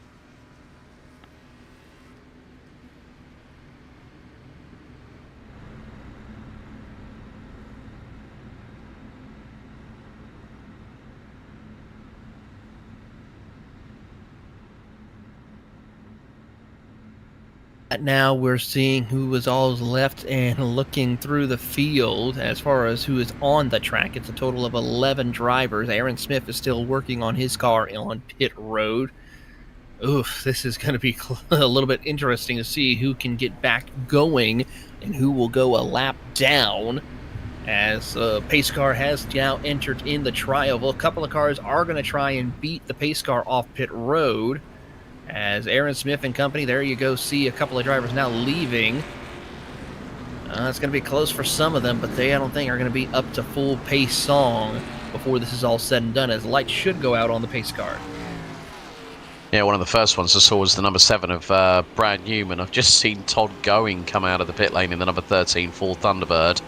The right front fender does not look as it should do. It's seen better days. But he might still have confidence in that car despite that damage on the right front corner of it. But it's now down to James Conley, the number 15, who leads ahead of Michael P. Frisch. Octavio Rondeletto, Thomas B. Reed, Justin Milillo from iRacing in 5th position.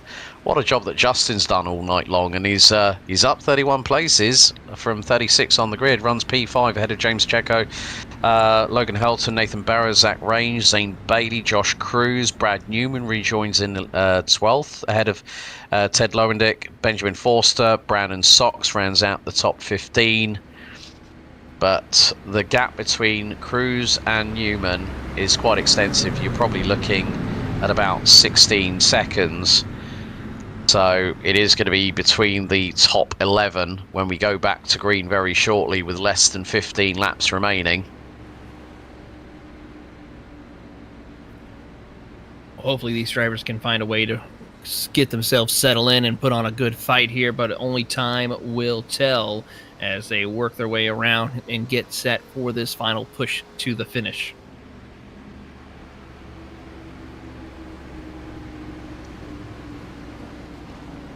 But like we've said pretty much all night so far, Taylor, that it's been so difficult to call who is going to be the winner of the 2026 iRacing Firecracker 400, as there we see Mr. Pellegrino back on cue, taking up his customary spot. Pace truck in pit road. We're ready to go back to green.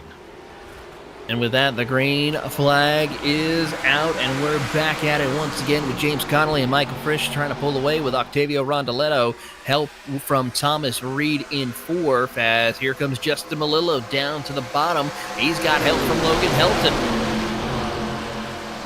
And Helton goes to the low side of the number 26. Barrows gets through on James Checo in the number 42. Zach Range, Josh Cruz ran out the top 10.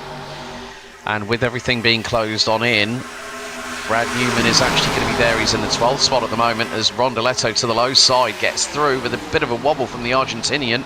He gets through on Thomas B. Reed, and he's now through on James Connolly. He's got the slipstream on the side draft coming out of the corner as they go down the super stretch, coming up to 12 laps to go. This is going to be crucial. Rondeletto at half a car length in front of Connolly. It's now going to be the run through into turns 1 and 2 as they exit out of the tri-oval. And Connolly to the high side, Rondeletto to the low side. He's got Thomas B. Reed trying to catch the draft, as Frisch is also trying to make his presence known as it's wheel to wheel between the top 2. Connolly versus Rondeletto. Rondeletto losing out by a bit of a nose. Frisch trying to go to the outside, but an assist from Reed on the back bumper of Rondeletto pushes the Argentinian right back to the lead of the race.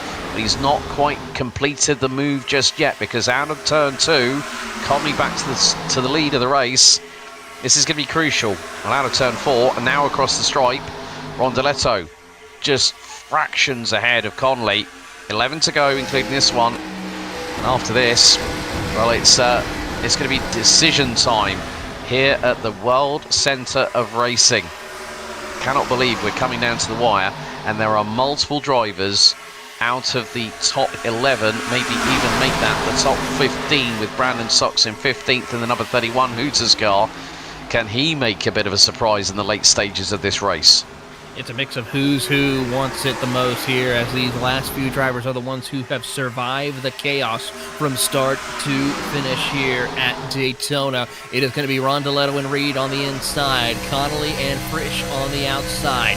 It's a matter of who's got enough horsepower, who's got enough engine temperature, and who's got enough to be able to grit and hold on for dear life these final 10 laps to the finish. As they work their way out of turn number 2, it's Rondeletto who has the nose over Connolly. Connolly, though, with a big push from Michael Frisch as they ride on board with Thomas Reed. And that Bar Visual machine is trying to push the number 15 down the Daytona Superstretch. Here come some more drivers. James Seco, Zach Range, and Josh Cruz. Some drivers who we haven't talked about all night long, but have survived the chaos and are looking to find their way and etch themselves into glory here at the Firecracker 400.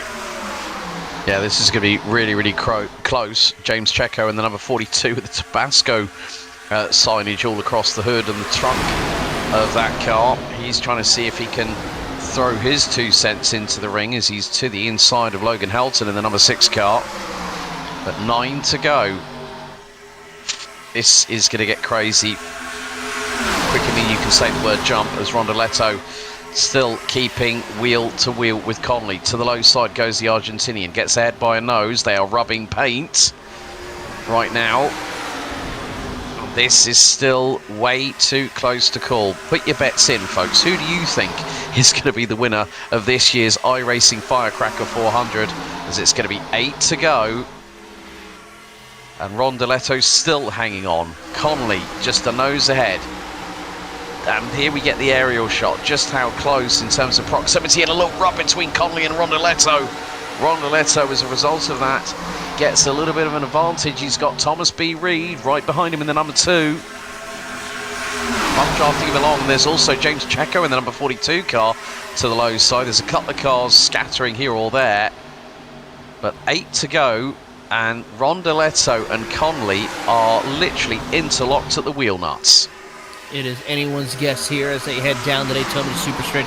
A couple of lap cars are up ahead as they try to make short work. Rondeletto's putting the squeeze on James Connolly. Can he be able to hold on here for this stage of the race as they are pushing, poking, prodding, finding a way, that little weakness in the armor that you see at the front of the field? That is what Michael Frisch and Thomas Reed are looking for, along with Helton and Zach Range, as they head down the Daytona Superstretch. A couple of drivers trying to work their way through, looking to see if they can find the right dance partner for this final segment.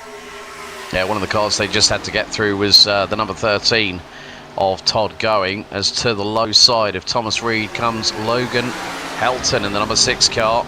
But Conley back in the race lead ahead of Rondeletto. Reed and Helton now swap positions. Helton now into P3, he's looking to the inside line on Rondeletto, with coming up to 7 to go. Make that 6 to go. This is going to be down to the wire as Conley still holds on. Here comes Helton to the low side of the number 15 car. Can he get the move done? That's the crucial thing, but don't count out Rondeletto, don't count out Frisch, don't count out Reed, Range, Checo, Bailey, Barrows, Lowendick, rounding out your overall top 10 with Cruz and Smith the second, rounding out the overall top 12. And someone has got to pull the trigger. Someone has got to make that move that will decide everything that's going to happen in the next 5.5 laps that are remaining.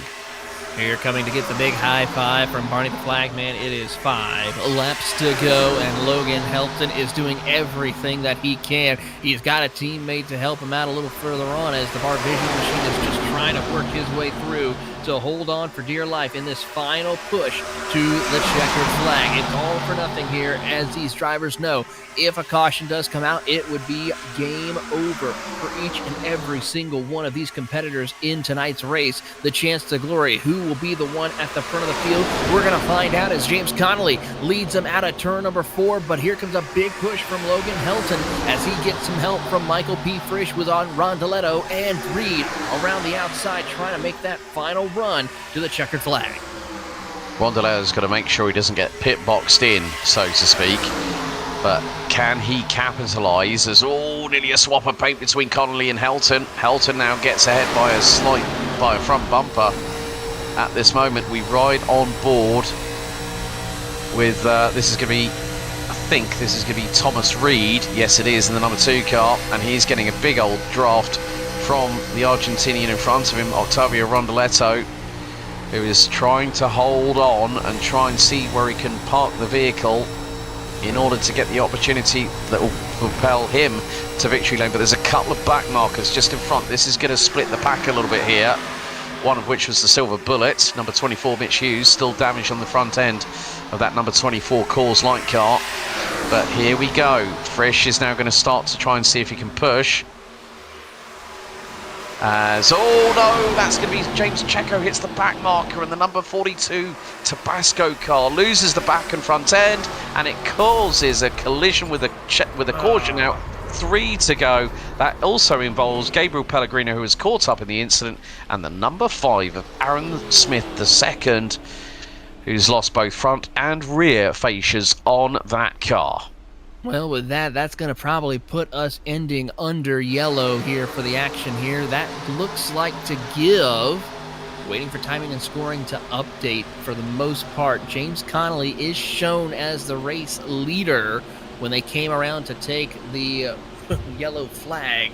So I think it's safe to say when they come back around, James Connolly will be your race winner here today for the Firecracker 400, but it was not without a bit of effort and dealing with immense pressure from drivers such as Logan Helton and Michael P. Frisch, two competitors who we've seen compete at some of the highest echelons of racing. As we take a look at the replay, and yep, just right about here as they were approaching lap traffic around the outside, and then here comes the issues, the contact with the lap car, and just some major issues trying to hold on to it, but unfortunately car got a little too loose, collecting Aaron Smith and of course Pellegrini and company.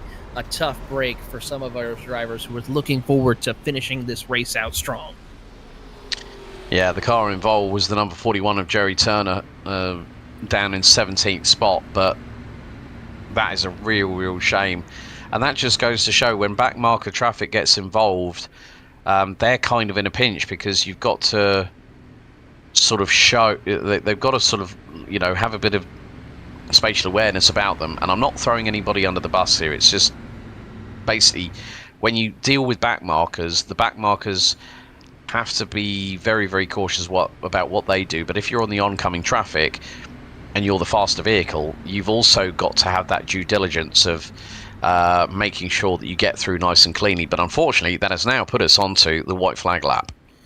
For the final time here, it's not the way we wanted to have finished, but it was still an exciting race here from the 160 laps around the World Center of Racing. But for James Connolly, he has to deal with adversity. He had to deal with the possibilities of attrition and also the chaos of what we know of super speedway racing here at Daytona. He held off some of the biggest names in stock car racing in the virtual world, whether it be racing the next generation of stock cars or going back into the 1980s as we see here today. He was able to hold them off and looks to take home the checkered flag here at Daytona as we watch James Connolly lead behind the pace car as a couple of other drivers don't know what they're doing, but they will continue on their way. That was Todd going past at quite a rather rapid rate of speed. He's in going and gone. I was waiting to say that all night long, so might as well do it. I know, and we both nearly synced up on that one as well, Sailor, to be completely honest with you. But yeah, it's like it's like an auctioneer's gavel about to be banged on the table saying going, and gone. Yeah. But still, yeah, I mean, what an exciting Firecracker of 400 it's been here in 2026, and it's been a pleasure to call it alongside you as well here on iRacing. It's been an absolute pleasure being part of the broadcast team here tonight, and a big thank you to everyone that's been watching along. Absolutely. Well, for the final time, after 160 laps, 400 grueling miles here in Central Florida, back in 1987, it was Bobby Allison who took home the checkered flag. But here in 2026, it will be James Connolly in a Ford Thunderbird that will capture the flag and win the iRacing Firecracker 400 here at Daytona. Logan Helton, Michael P. Frisch will round out your podium finishers with Rondeletto and Thomas Reed, your top five, in an incredible fashion. And of course, James Connolly will go out there and celebrate in style. You, sir, are a winner of an iRacing special event.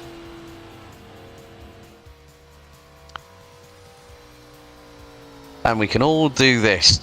Take a big sigh of relief. 160 laps in the books, but this man starting on the inside of row number 6 takes the W here at the Firecracker 400 at the World Center of Racing. James Connolly, I mean, the thing is that you could have bet on any one of those top 6 at least to have been in competition for the win, but there has to be, unfortunately, one winner at the end of the day, Taylor.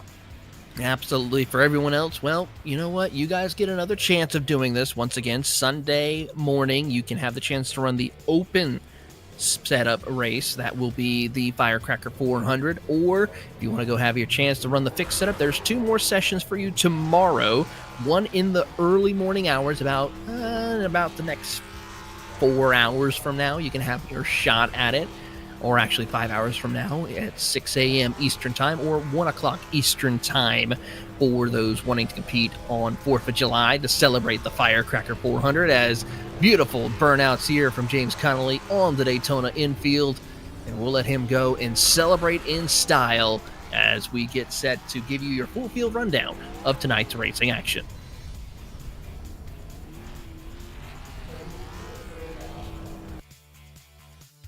After 160 laps, it goes to James Connolly, your winner, followed by Logan Helton, Michael P. Frisch, and Octavio Rondaletto. Thomas Reed, your top 5, with Zach Range, Nathan Barrows, the Estonian, coming home in 7th, with Ted Lowendick, Zane Bailey, and Josh Cruz rounding out your top 10. Then turning the page, Justin Milillo from iRacing finishes 11th, ahead of Benjamin Forrester, Dalton Hayes, Brandon Sox. Australia's Brad Newman rounding out the overall top 15 with Jacob Klein, Todd Going, Jerry Turner, Mitch Hughes, and Aaron Smith II rounding out the top 20. 21st will be James Secco, followed by Jaden Hopp. Gabriel Pellegrino will come home in a 23rd position after having some early opening lap situations. Vincent Rossetti from Kuwait will be in 24th. Blake Neer, the Canadian, in 25th, with William Tyndall, John Babineau, Zach Roethlisberger, Alex Klein, the Scotsman, and David Brown also having some issues. Hayden Swank, Vincent Bruin, Brandon Cattell, one of your front runners, Sean Butler also out of the race, with Caleb O'Connor and Chris Jenkin, Rhino Harris, Dustin Karras, Aaron Raymond, and Trey James also, and Blake Tidwell and Nolan Hodgson out of the races as well, with Brandon Cattell setting the fastest lap of the race. Alex, I want to come to you here for final thoughts as we take a look at some of the B-roll footage of some of the amazing action we saw here at Daytona back in 1987, where we saw horsepower take hold and really take off, as this was the final year before we saw restrictor plates being put on these heavily amazing stock cars. I mean, the Firecracker 400 this year has been what it is, a firecracker. It really has provided great close quarter racing with the strength of field north of 5K iRacing. We saw some great passes for the race lead. We saw 4 wide for the race lead at one point.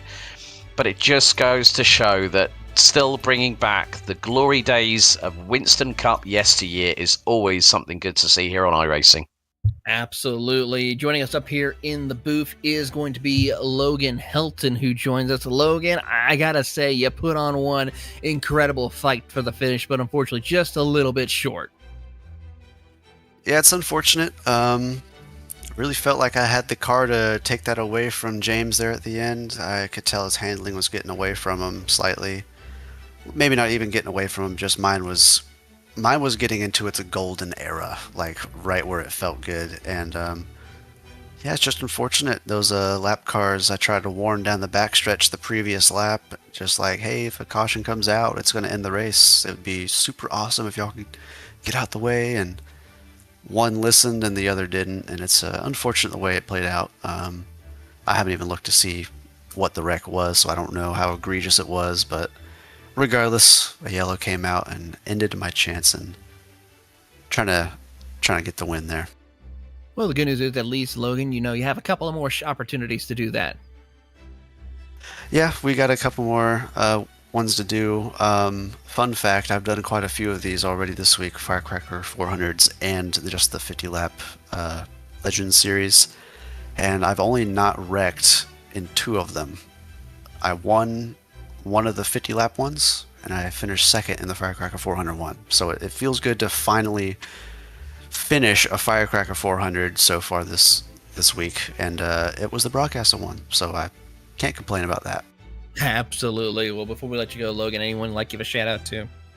Yeah, just thanks to you guys for putting on the broadcast, iRacing for bringing the Firecracker 400 to the service, making it a special event. It's a lot of fun to run these. This is my favorite car in the service. Got to thank my friends and family for watching. Thanks to Nexus Esports, David L. Brown, Jesse Atchison, all those guys for putting the setup together. E-Racer, the Money Lap, Numbers by Joe, and I stopped at Buc-ee's before the race today, got me a root beer and some of those pecans, those hot pecans. cons. So thanks to that as well for fueling me before the race. Being a Texan here, I gotta say you can't go wrong with a little bit of Buc-ee's before you get behind the wheel and race for 400 miles. So good on you there, Logan. Happy 4th of July to you, and we'll see you hopefully next time in a future event. Absolutely. Thank you guys very much. Have a good one. And we'll give a couple of seconds here, and I think we might get to talk to Michael P. Frisch, who joins us here, and he is with our very own Alex Goldschmidt.